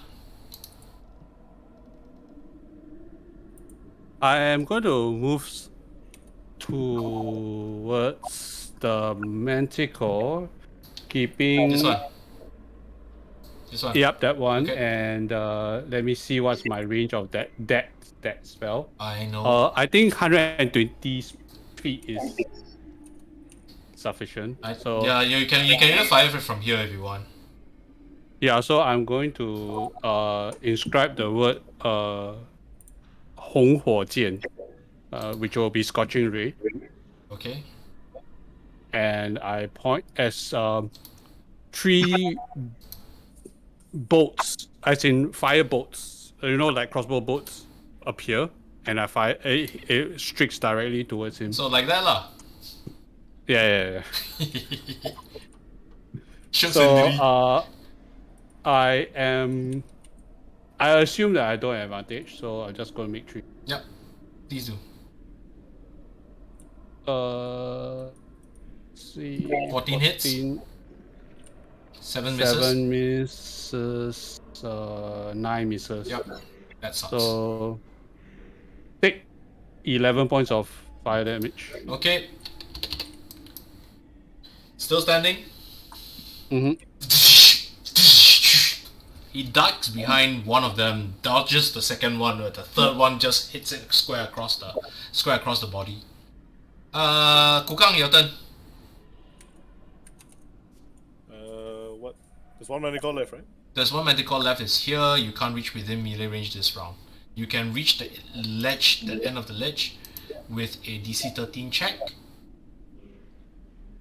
Okay. I will leap across. Okay, maybe a DC 13 athletics roll. Yeah, that is safe. Then I'll switch to a. Well, it's a javelin. I don't know. I don't necessarily know where this thing, but I'm just guessing like it's It's somewhere in your yeah. Okay. I cannot reckless because this is reckless can only get benefits melee attacks. Yep. First one. That's a 20. Okay. For 10. And Kukang kills all 3. Kukang kills 3 of them. Kills the. I enjoy my assist. It's okay. It's okay lah, you killed the last boss lah. And with that, you start feeling the ground of the as you dispose of the last guardian, you feel the ground of the earth starting to shake. I grab my spear. Okay. And I gesture everybody to keep moving. Start backing towards the bridge. I'm going to let Xian go first. Okay, Ken.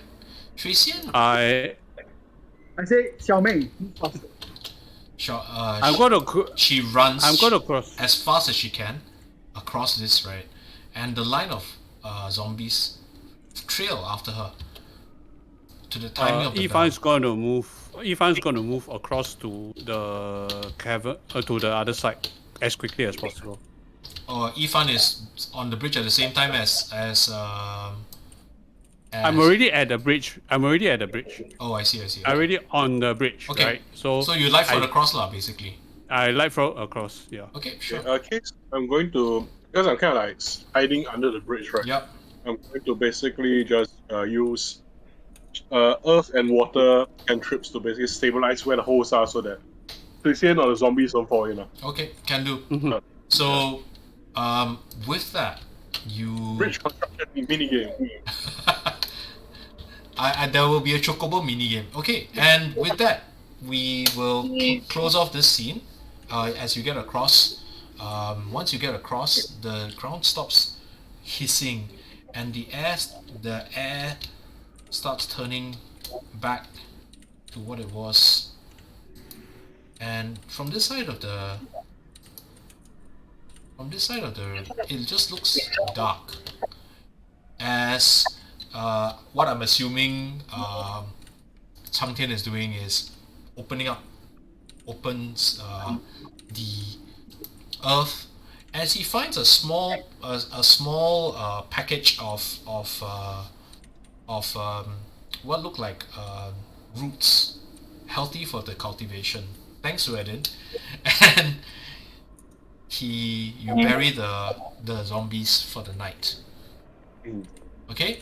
With this, we will take a short break, and we will be back in the next 2 or 3 minutes or so. You guys can go and take a bio break. Do you expect us to get involved in the Dryad? I did not expect. Okay, so there were 3 possible outcomes. 3 possible outcomes. One was that you tried to fight Lao Lao, which would have been possible, but would have been a really difficult fight. The second was the bridge. Okay? Yeah. The third was, if you hadn't investigated and just stayed in the inn, you would have had to fight the zombies. Oh, okay. So I actually had 3 different encounters set up for this, because what would have happened if you had stayed in the inn was that, you would have had some malicious interference, the fool would have been taken off and all of that, right? And then you would have to fight 6 zombies, which is actually, in my opinion, the hardest fight for all of you. Okay. Yeah, because the 6 zombies are 6, I think CR6. Oh, Walani. Walani. Yeah. I have no... I think this was the easiest one. This was actually the easiest fight, even though it was a tough fight. Yeah, so that was the 3 different ways the plot could have gone. By the way, you haven't resolved the Lao Lao plot yet. You just stalled it for a while. I'm kind of curious, like, this party, the way you want, because you run it quite simple. How much contingencies are you being forced to create? That's what I'm curious. Okay, because this party is very creative. This party is always bloody surprising me, right? I tried to create where I think the logical paths would be. Because for all of you guys are very creative, you guys are very experienced, right? But in that sense, I know you guys well enough, except maybe Renzus. Renzus, I've only run for you for a first time, right? So Renzus is actually a bit of an X factor for me. But, Richard I've known for like my entire life, literally.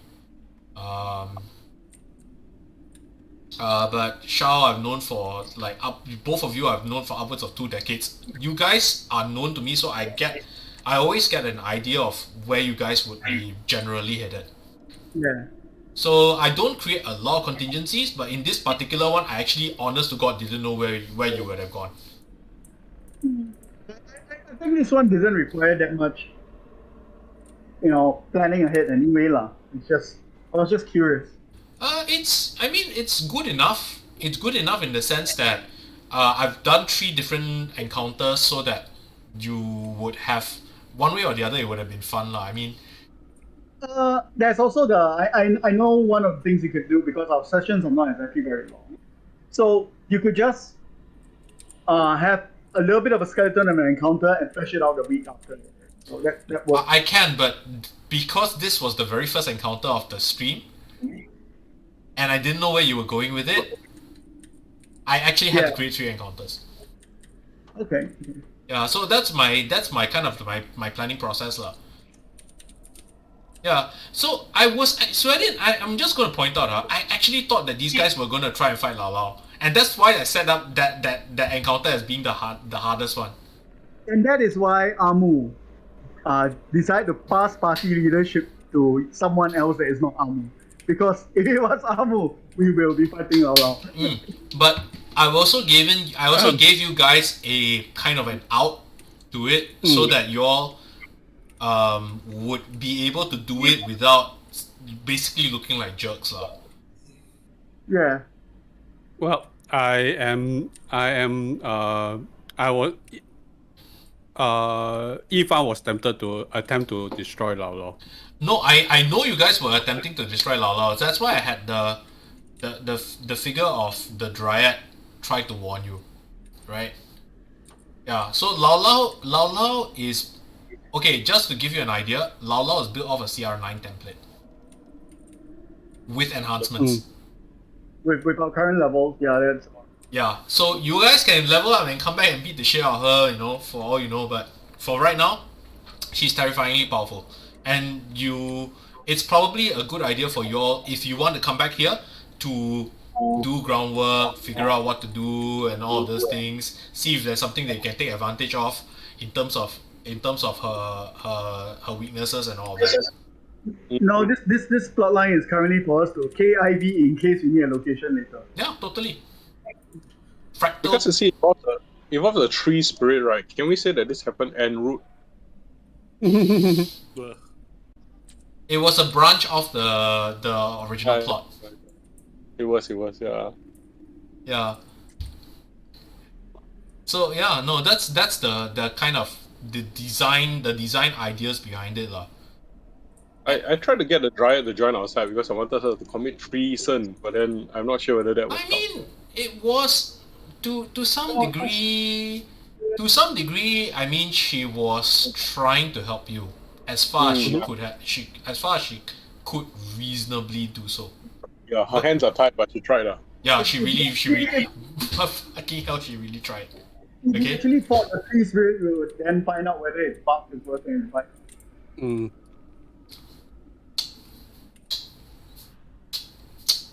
Let the thought flower for a while. Okay, this is enough for me to take a pistol to the head. Okay, so with this end of this, is everybody back? Just to check. Yeah. I think none of us left. Nobody went to bio break. So quiet. I was like during the fight. Yeah, I did. Okay. I wanted to talk instead to Fiance's dad, but yes, I shall steal away the bio break later. But I'm good for now. Cutscene. The bride, having escaped. Case, you might want to refresh your Discord. Refresh my Discord. Because Nick is not showing up. Oh, okay. Can see now? Yeah, that's fine. Okay. As you run, the scene fades. The Dryad, in the form of a human, bride, wearing the bridal clothes, runs from the inn, even as the inn is starting to set on fire. She runs towards the site, and she trips and falls. Near the trunk of near the roots of the ancient tree, you see 3 men walking towards her with lecherous looks on their faces. The camera pans away, and you see her lying there, clothes disheveled. As you hear her, she says, and she hears her sobbing, you hear an ancient, grainy voice saying, "You want your revenge."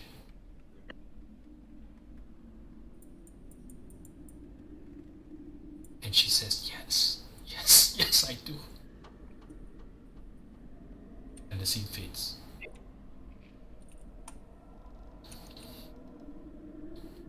Now, with that happy note,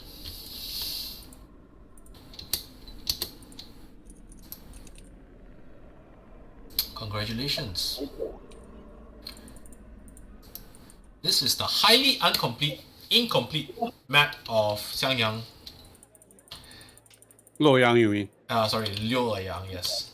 So, one of the problems I have with importing maps from other places is... You just say highly incomplete? Sure, okay.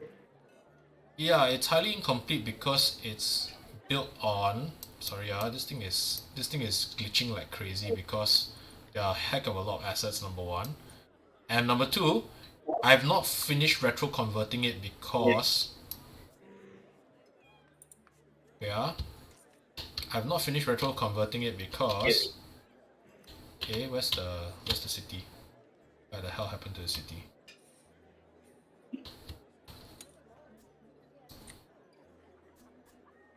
Do you want to like close Talespire and reload? Let me reload another board. I actually think Casey's internet is pretty fubar at the moment because, yeah. It is No, lah. I think he's. I I'm think trying it's to- because I'm trying to load a map with way too many assets. Oh, what are you, Nick? You were saying something? No, I think his internet is pretty shit at the moment. No, I think it's because he split streaming to Discord and Twitch at the same time. Yeah, it is lah. It is what it is. Wait, where's my? What the hell happened to my city? No, what happened to my city?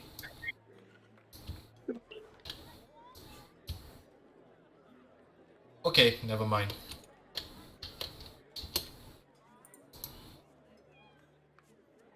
As you reach the wilderness of a day out, you see the city of Luoyang loom ahead of you. It is a gorgeous walled city along one of the tributaries of the Han River. You see a large palace in the center of the central portion, dominating the city.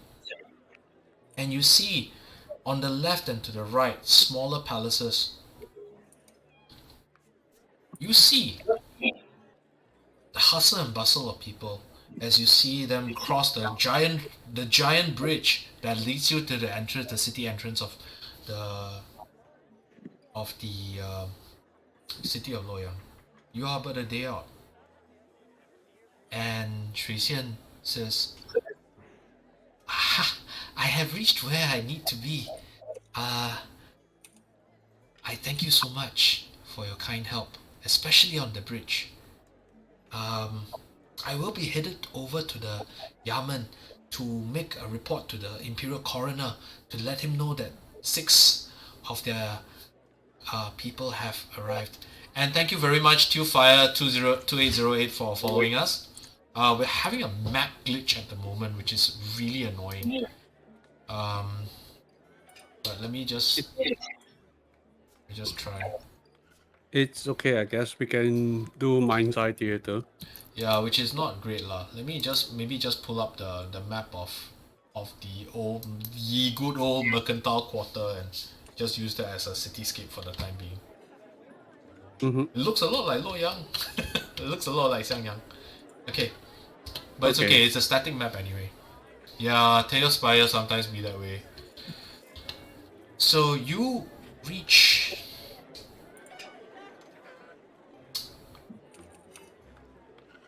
and sorry, Shui Xian says, I'll be heading over to the Yamen right now. Is there something I can do for you? I look at Amu and say, do you want to stay out here for a while one of us go in to case out the city?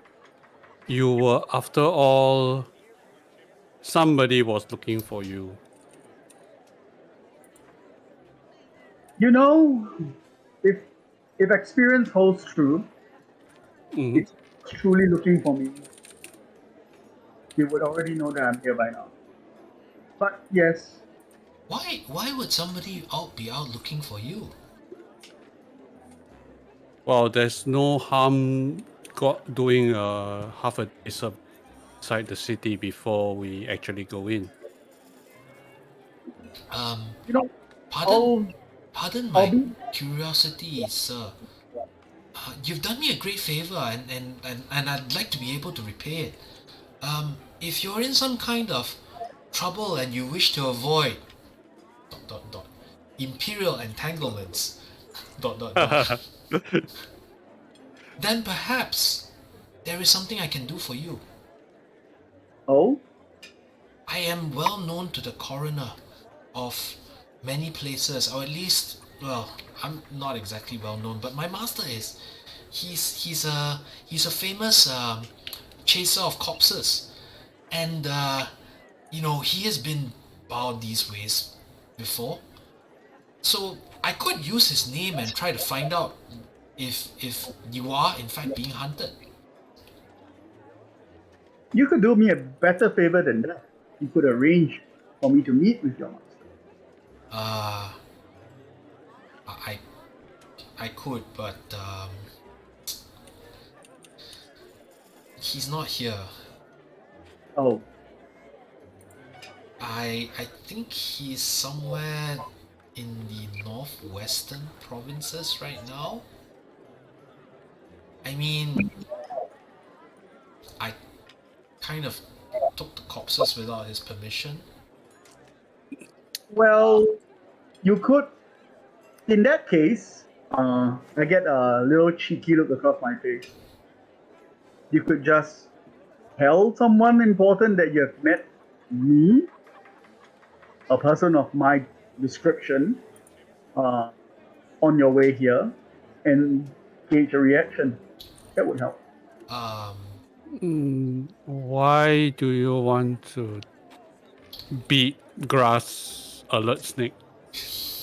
For those of you who don't know, beat grass alert snake is a Chinese proverb that literally means to scare to alert people to your nefarious activities when you're trying to be stealthy. I look at I look at Yifan and I say, well, in all honesty, whoever is looking for me, probably doing it as a side project, and it's very unlikely that my name is being floated around as an everyday subject. Yeah, and Which means uncovering the story behind it would require too much effort without the point of the story actually being in it. I have no idea what you're talking about right now. But what I can say is this, right? If you are truly being hunted, then one of the things you should not do is to try and expose yourself before you know exactly why you're being hunted. I mean, that is... Which is why you will bring up that I was in Xianxia. I see. I'm not quite sure if I follow you, but I am, my master always says I'm a little foolish, so I could do that if you really wanted me to. They already know I exist. That's for sure. They have come after me once. Alright, so who should I tell? It's a convenient drop of information to whoever is highest in authority. That could help. I know the local I know the local coroner. I can ask around, but it will take a couple of days, I think. In the meantime, I guess you make yourselves at home in the city or out here, perhaps? I think we should go into this. you're going into the city? I'm not dressed like this, but yes, we are. Okay. Then She I thinks pull for a out. while and says, if you wish to go in undressed, if you wish to go in undiscovered, there is a way to do it. Yes, a call. Yes, exactly. I mean, I could just dress you in the appropriate costumes and cast a hallucinogenic spell to make you disguise as corpses. No one examines corpses. If you wish to enter unseen, that is the best way. That is not the worst idea I've heard all day. I'd like to think it's not. Fighting Lao Lao sounded like the worst idea that we've had all day. I look at Shui Xian and say, is the spell. It's a the disguise spell self to- spell. Yeah, It's disguise self spell. spell. Disguise self spell. Okay, then it works better than my disguise kit. You can disguise kit and disguise self. I mean I that. mean, they do the same thing. I can help you. I can assist you by putting up more makeup on. Oh, that would be very helpful. In fact, one of the things that you could do is to, if you could find a way to duplicate the scent of a jiangshi, the smell of rotting Yes, flesh. Ew. there are a couple of herbs that are capable of doing that. I That pull out my herbalism kit. I pull out my disguise kit. Would be a And then- very fresh corpse. No, you just need to smell earthen. That's all. that will do. And if you don't mind, then we can just enter the city by midnight tonight. That is the traditional time that is allotted to us corpse chasers to bring the corpses to the coroner. And from Look there, at the both of them. You're just highly amused at the idea of putting makeup on me. Aren't you? not Who? me. Me? I don't. I mean, why would I be interested in putting makeup on you?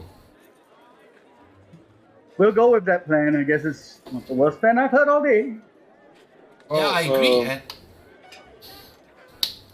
And I'm sorry, Honorable Monk. Did you have something to say?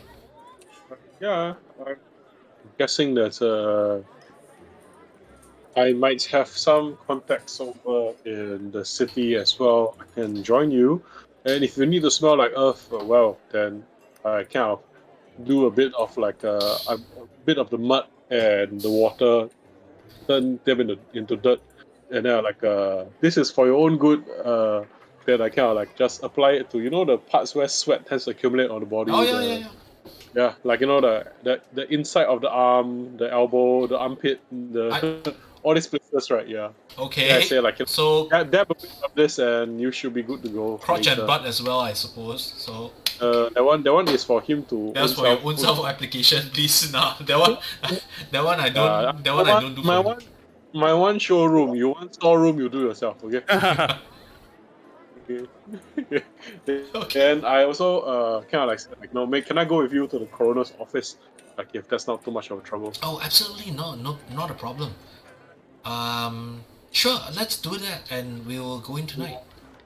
So I will be with. I mean, you're obviously bringing the corpses to the coroner. Yes. So I will be bringing. So I will have Cang Tian and Cang Tian with me.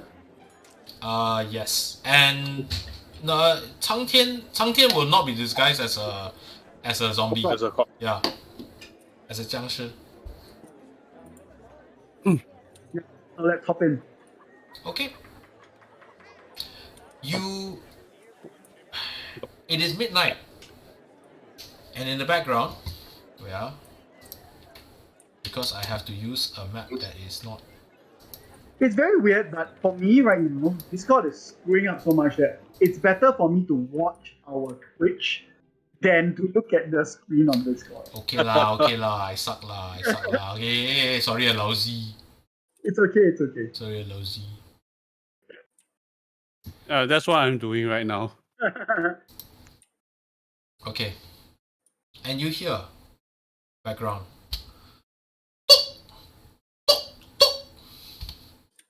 Quang, quang, quang. The sound of the night watchman as he sounds off the midnight hour.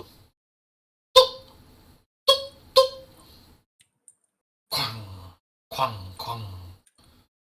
Ling!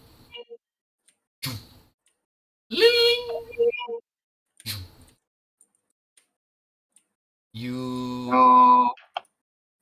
You move towards the thing, and your thighs are burning. They are burning because trying to bunny hop all the way through the streets is number one, incredibly good cardio. But also number two, extremely painful. But you manage it. Very adventurous. We're used to this shit. Yes. You walk, you hop your way over to the Yamen. And as you reach the Yamen, the yellow piece of paper that has been pasted in front of your head gets removed. And you hear someone whisper next to you and says, "You're in the storeroom, but stay here for a while, okay?" I will nod a bit. You feel that you're lying in almost like a wooden pallet. So you open your eyes, you find yourself in a long, dark, dank room, and there are 12 coffins here, and you happen to be lying in one of them. Okay. The lids are open. I'm dressed in the official thing. Yep, you are in the official official clothes. Yeah. Or as official as you could get, lah. I mean, some of you are in disguise self spells. Cang Tian, you are accompanying a young Dampier lady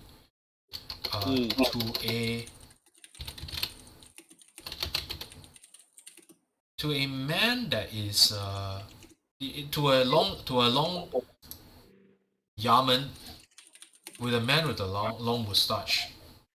So they are in another room from me. Yep, the two of you.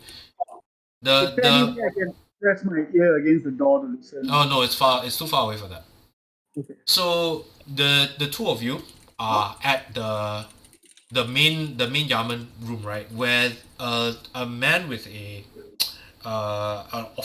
officer's hat and a long Fu Manchu style mustache, which I've put onto myself, is writing dead into the night. Beside him are two guards armed with cudgels. As he glances up, he says, "Ah, Cui Xian. Thank you for delivering the corpses. Where is your master?" He entrusted me with this and told me that I was ready. Yes. And who is this? And who is this gentleman over here? I traveled along the way and observed this young this young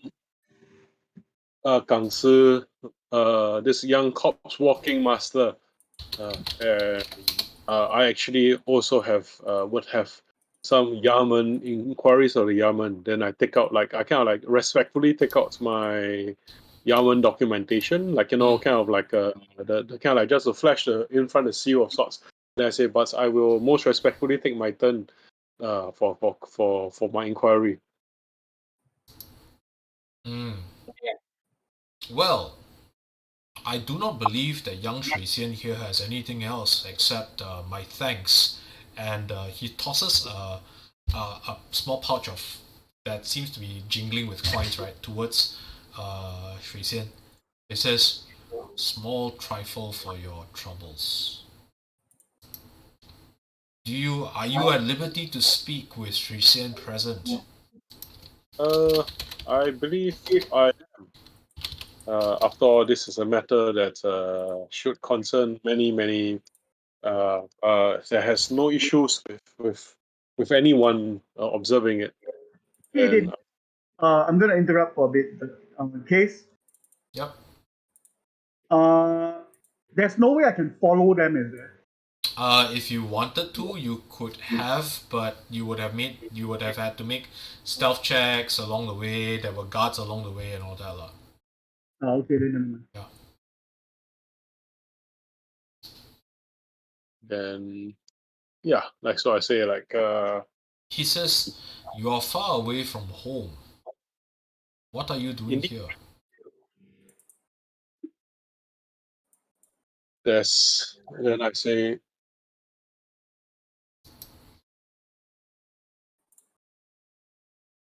I kind of like look at him and then I say, I'm on a special assignment to map out, to observe the dangers of the wars that loom on our lands, across the lands.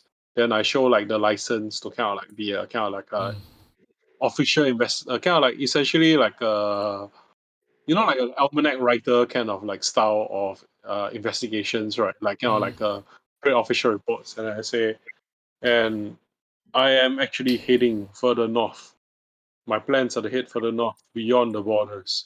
And I would like to ask, in your opinion, as a local magistrate, as a local Yaman official, is it safe for a lowly observer like myself to travel there, or are the fires of war so great that that is not a wise idea?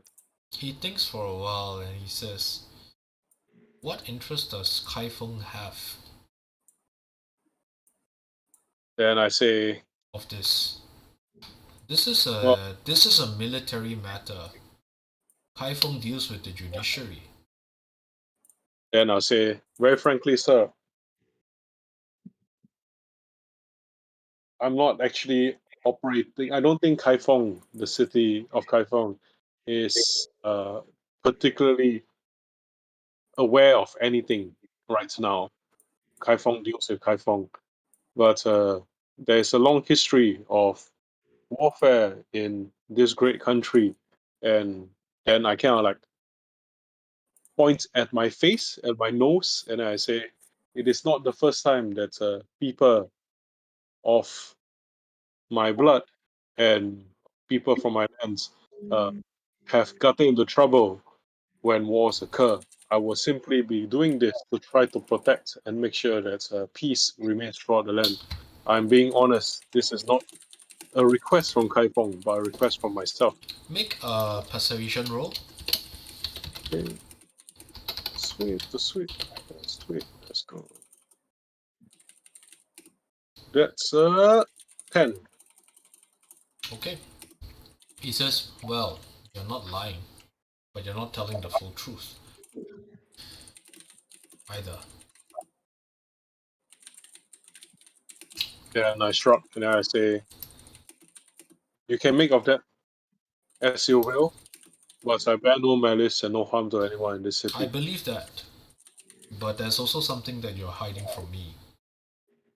If you wish for me to help you, you need to be open and honest with me. Otherwise, there is not much I can do, unfortunately. Very well then. Then what's this? I utter 3 words, and with the first word that utters, the lights basically transform from red fire to white fire. Then what's this? The falling of lotuses occur when in the shadow of the light, and then there is like a faint sound of like water kind of dripping, and then like kind of like just seems to fractal and splinter off forever. I'm using a thaumaturgy cantrip basically. And then I basically kind of like upon the summit, basically speaking kind of like the lion's roar kind of approach that I say.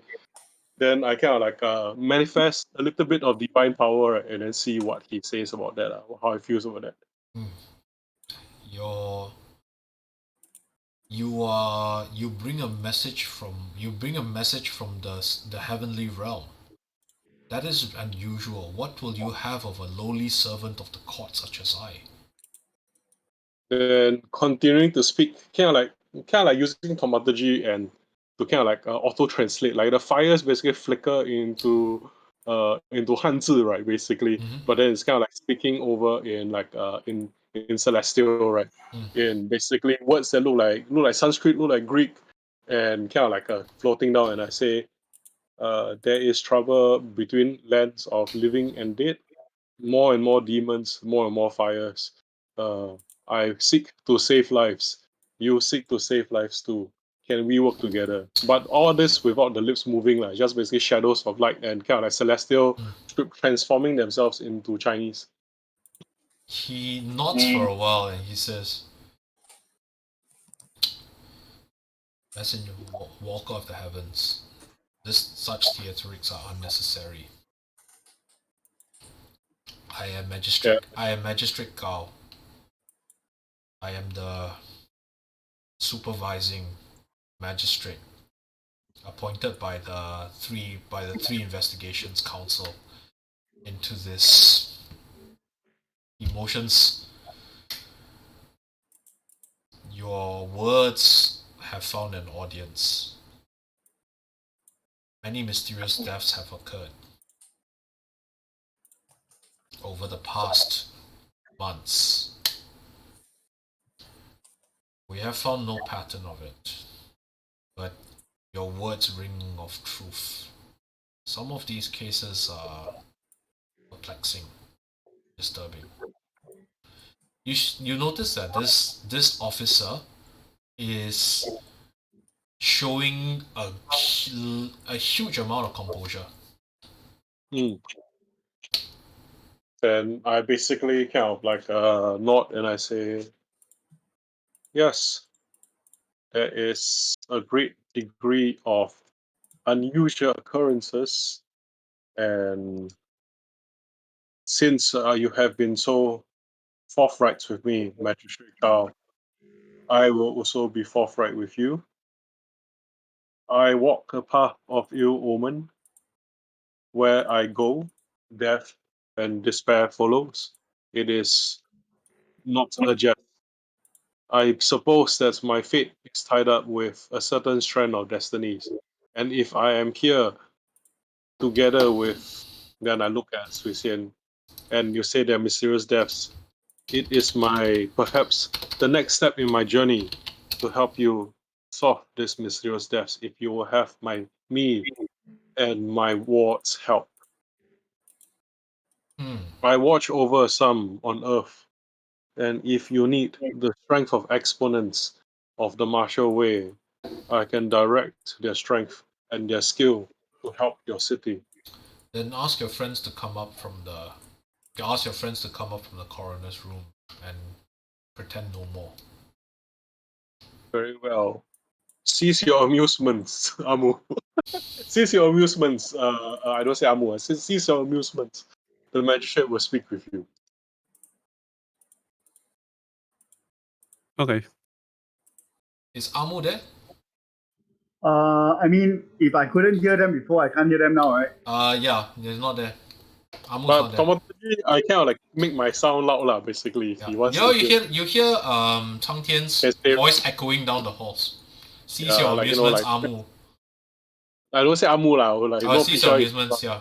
Don't pitch out the I will get out and, in my mind, I'm like, see, I already said it, I'm here.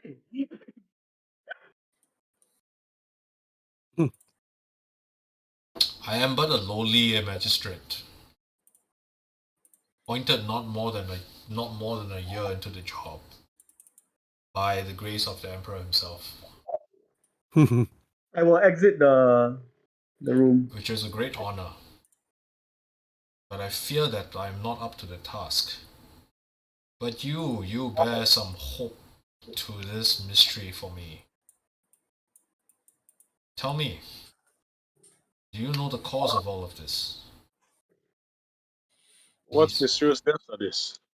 Then I look at. Do you speak of similar to this ones? Then I look at the Gangsi.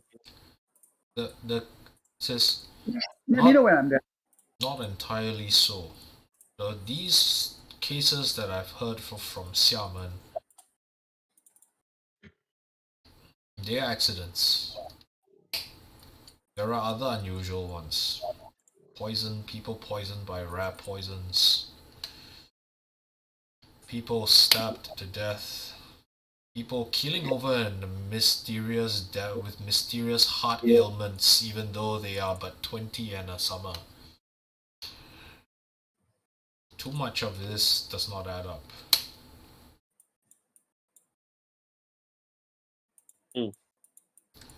You speak of a divine reason for it. What do you mean, Walker of the Skies? And I say, With that, Q, Yifan, and well, the rest of the three of you come in now. Can come in. Okay. I'm using the rope to wipe off the makeup from my. I look like sad clown. I snap on my fingers and the makeup disappears. Oh, I guess that. I am Magistrate Gao, and I thank you for having accompanied Shui Xian along the way here. Her master will be most worried. And Shui Xian goes. Yeah, sorry, I need to pull off the filter of the. She goes.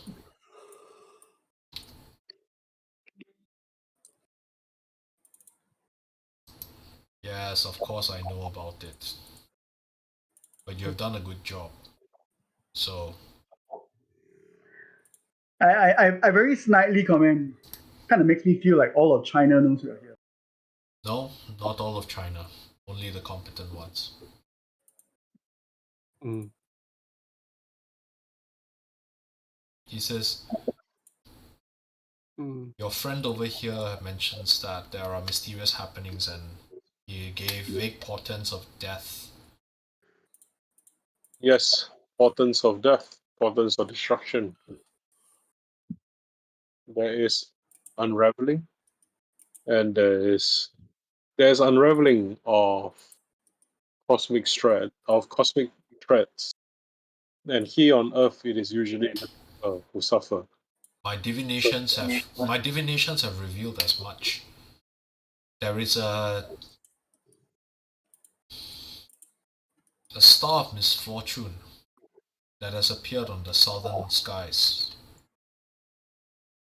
We had not seen that before. Now you're telling me that it is related to all of these killings. Or should I say mysterious deaths? I cannot establish that they are killings, although I suspect it. There is, again, there are people from there are fire cults from faraway lands and nearby lands that now unite. And when humans speak with the voices of the gods and demonstrate the powers of the gods, many minds and souls are thrown into disarray, hoping to master miracles as well. I'm sure that if you look further behind this, there is mortal agency with superpower directing these killings and these murders. Did you say fire cults? I do indeed say fire cults. Have you problems with them?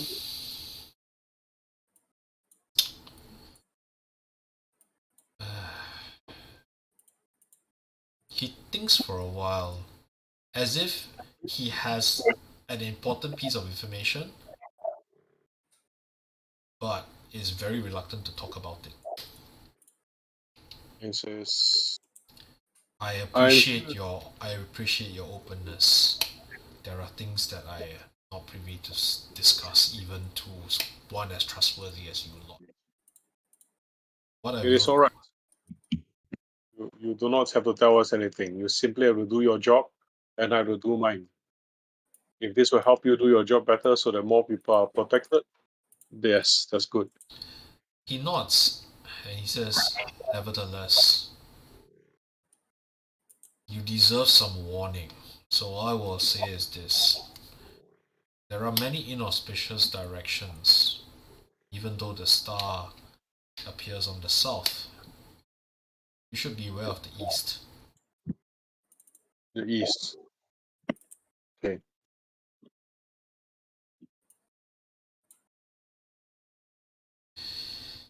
I've said too much already. Yeah, very well. East is the white tiger, right? Oh no, east is the green dragon, right? He's not referring to East. Yeah. No, I'm thinking to myself. I lot like north. Okay. East. East is west is.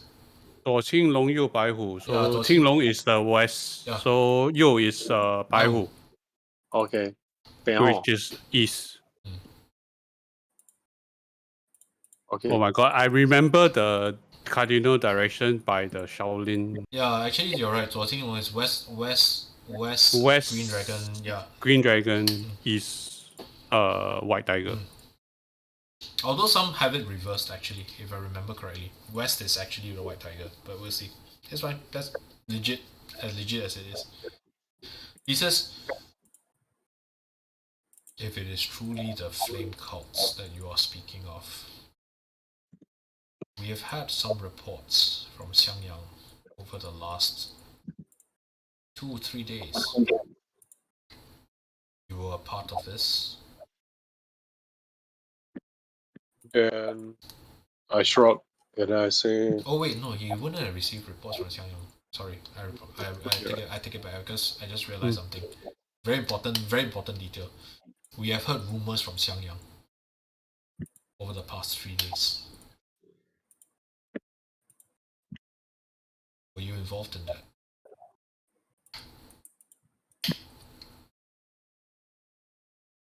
and I kind of say like, it is very likely that what you have heard is aligned. What you have heard is intertwined with what I have done. Our hands are bound here. I hope you realize. Then, since you know as much, if your hands are bound and so are your tongues, can you tell us anything? Can you let us know anything about why certain people among my group? Then I kind of look over at the entourage and kind of look at Amu. Pursued more heavily than with great interest than others. We do not know. All we do know is that it is not a matter of the judiciary. It is not a matter of the military. That who is behind it should be patently obvious. Who is what? Behind it. Who is behind it? Should be patently obvious. Officer. He said not judiciary, not military. That means it originates from one source only. The throne. The throne I itself. look at him. At this point, Amo looks at him and says, "Who is Duke Xie?" Duke Not shy. Wow, well done. Duke Xie is the hereditary. So, how much do you know of nobility in China, young man? Very much at all. You will know that the aristocracy was banned, was revoked in the time of the establishment of the Song dynasty. Aristocracy lasts all the way from the Sui emperors to the Tang dynasty. It is unusual but not common. It is not unusual but not unknown for certain aristocrats to retain their title. Duke Xie happens to be one of them. What does he do these days? That is a good question. Why don't you ask him for yourself? I am but a lowly servant of the Emperor.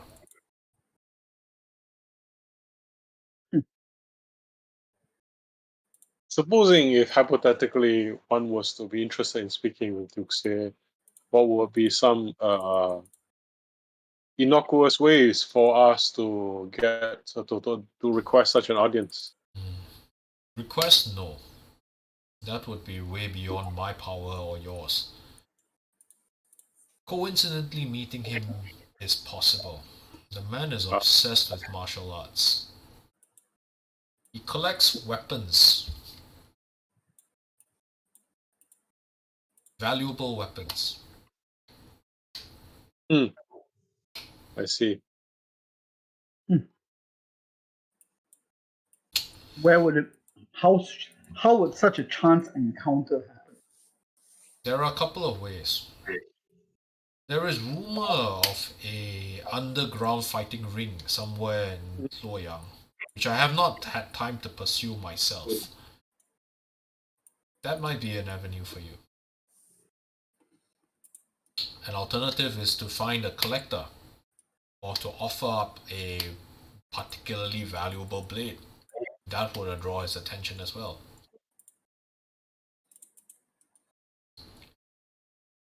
Be careful though. Xianxia has many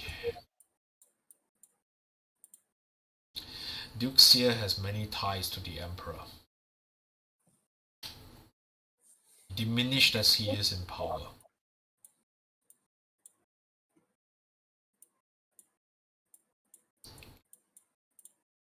Be careful. He's not someone that you should offend. He did not retain his aristocracy out of the goodness of his heart.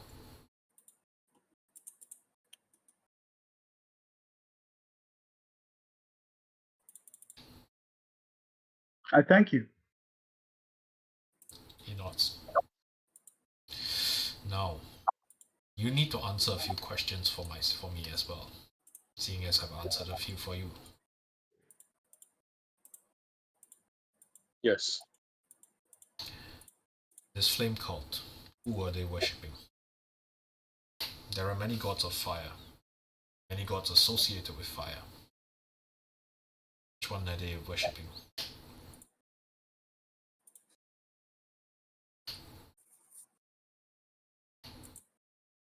Well, I think perhaps let me answer your question by telling you two things. One is that there are many flame cults, but many of them, I will not say worship, but I will say many of them serve an august general that have walked land and earth and is known to slay dragons and serpents. He looks and he says, that cannot be. That cannot That be. is Why not? the key has been broken, the wheel has turned. How? Then I say, kind of like using thaumaturgy to add the theatrics of it. He does this again, right? Yeah. Then I say, I have told you, magistrate, we walk a path of death and discord. This is the karma of the universe that we are eking out. I understand why you are so reluctant to speak now. All seals are broken, all pillars are broken, all truths are broken, magistrate. That is one thing. The shaman who ascended fell.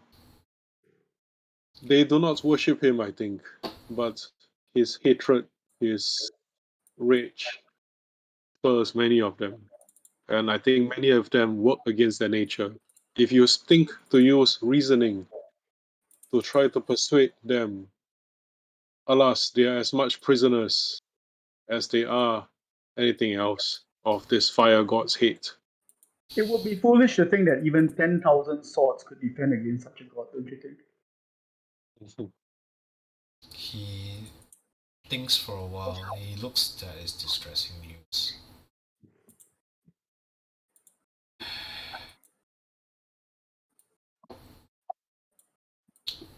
Second question. What is your interest in Xianxia? One is Nick, not me. Huh? That one is Nick, right? You're interested in Xianxia, right? I have a sword that might belong to him. Which one?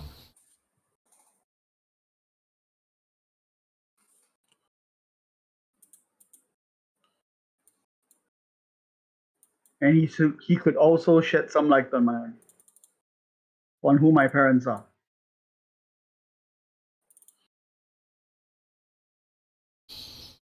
One last question. Who is your master?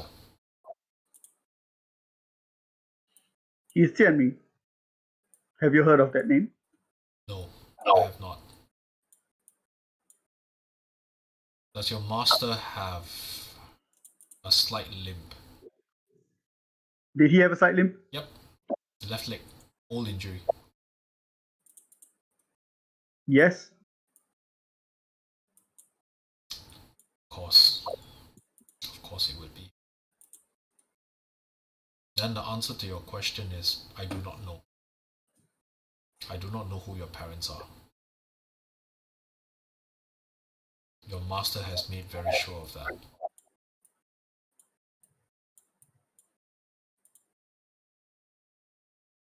Who is my master again?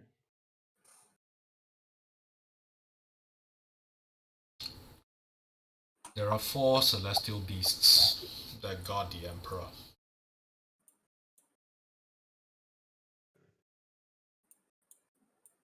Qinglong, the green dragon, guardian of the west.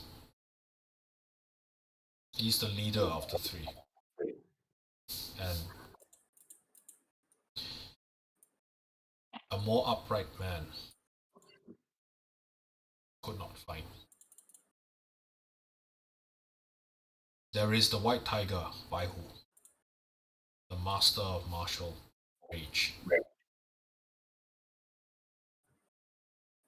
He is the chief trainer,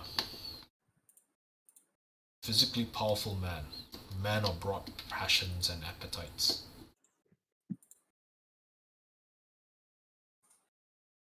There is the scarlet bird, Zhu He. The scarlet bird Zhu He is the only female among the imperial bodyguards. She is responsible for the safety of the empress and of court etiquette.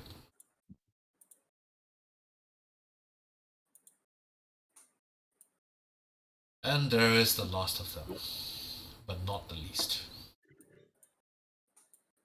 Mm. The last of them is Xuan Wu,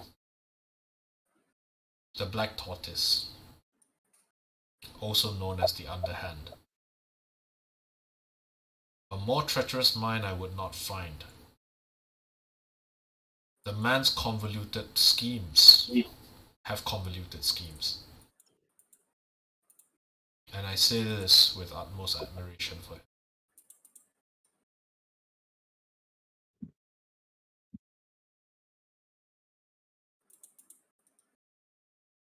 During the humiliation of Jing Kang, when the emperor, the former emperor's family was taken by the Jin army, there was great chaos. 3 of the bodyguards were found dead in the imperial palace, having defended the honor of the family to the last.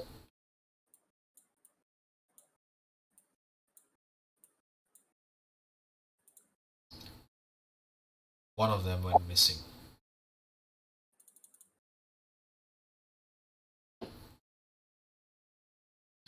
There has been a rumor for the longest time that Xuan Wu was a traitor. The one that led the Jin army directly to the imperial palace through the secret doors. I never believed that. You should know this. Xuan Wu left the imperial palace with 7 children that night.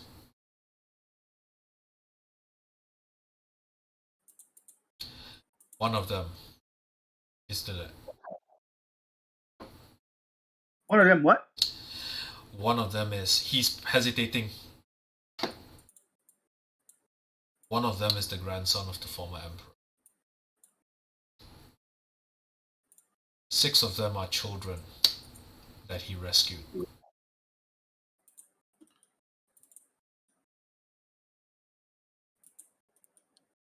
If you are one of the ones he rescued, you could just be a random child, or you could be the emperor. And I think this is exactly what Xuanwu had planned. I look at him very pointedly and asked, and then I ask, why were Imperial forces sent to lay waste on an innocent town of Yuanhe? Because you could be an emperor. And the mere possibility is enough.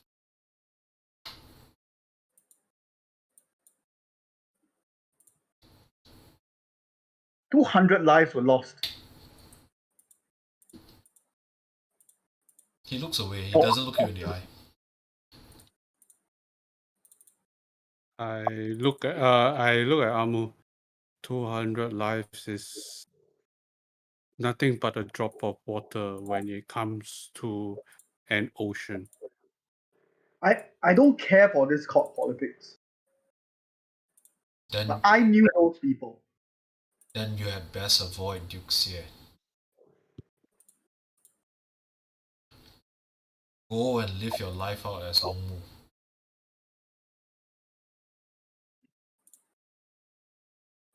Leave this be one of the...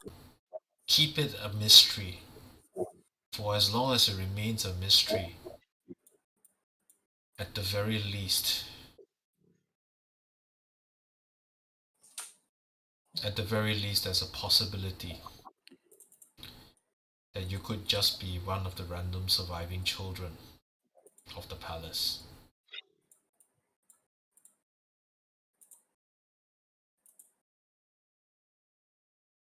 So somewhere out there, there are 6 more like you.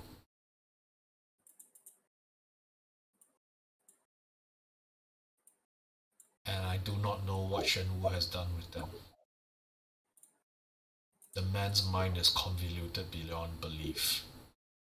The man is also probably dead. I seriously doubt it. Did you see a body? If you saw the body, did you examine it? If you examined it, are you sure? That is how much I trust in the skill of Xuanwu. The man's mind is a black spiral. The legendary black spiral that he's named after. He is deep beyond belief. There are few people in the Imperial Court that scare me more than him.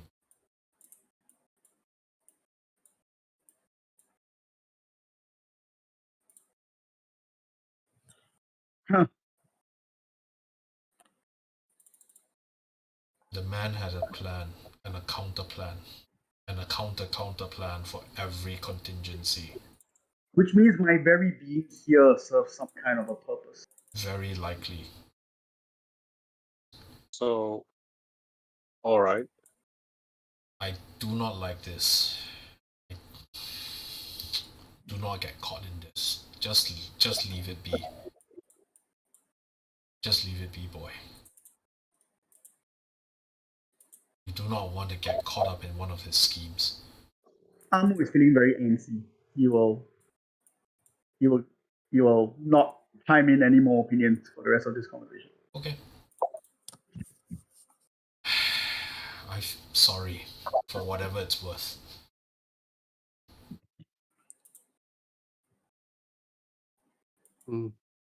Your information has... The information you have provided is sufficient, and I look at Cang Tian and say, I think it's time we take our leave. Actually, I did offer help with problems, and I think Magistrate Gao, you might have forgotten. I might have neglected one thing earlier in the rush for the conversation. I mentioned that there was a fire god that they Yes. served, but not necessarily worship. But from the lands of the west, near my homelands, there are also followers of fire gods, following charismatic speakers of fire who follow a path of conquest. They conquer the lands to the west, to the set of the sands and the valleys. And it might not be too long before their conquests stir chaos within the Jin and elsewhere. As I say, this is something beyond the judiciary, as you want to say, but I think it is something that you might want to look at as well. He nods. You've given me a lot to think about tonight. I thank you. Now, it is best that the lot of you leave via the servant's entrance, and I deeply apologize for this inconvenience. If anybody asks, I will say that you are delivering, nothing more. That is all I can help you with right now. That and advice to leave Duxia alone. I look at Amu and I look at Cang Tian. I whisper to Cang Tian and Wudang.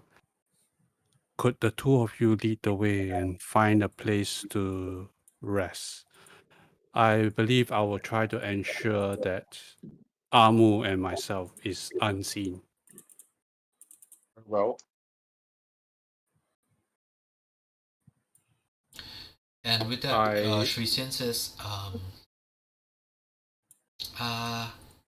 maybe I should go as well. It's nice seeing you, sir. Bye. And with that, she dissolves into shadow. Oh my god, she's so cute. What the fuck? As we head towards the back entrance, I am inscribing the words in Sing. Okay.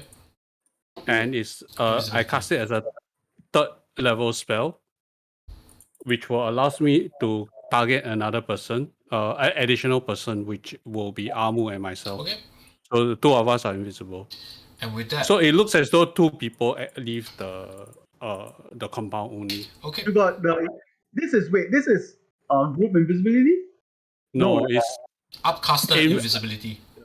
Upcaster invisibility, so I can target an additional person beside. Oh yes, all right. Upcaster. Okay. Okay, so with that, you stride off into the night, into Xiangyang, and that gives me 1 more week to try and figure out what the hell is going on with my city map. And with that, we're going to end the stream for tonight. Thank you everyone for watching. I hope that today has been interesting at the very least, and it has some interesting plot twists. Thanks everybody, and I hope to see you all again next week. Hey, word! Thank you. Bust the karaoke for next week. Okay, can. Okay,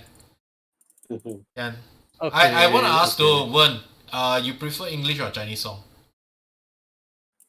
Because I can prepare one for either. English? No preference. Okay. Stat.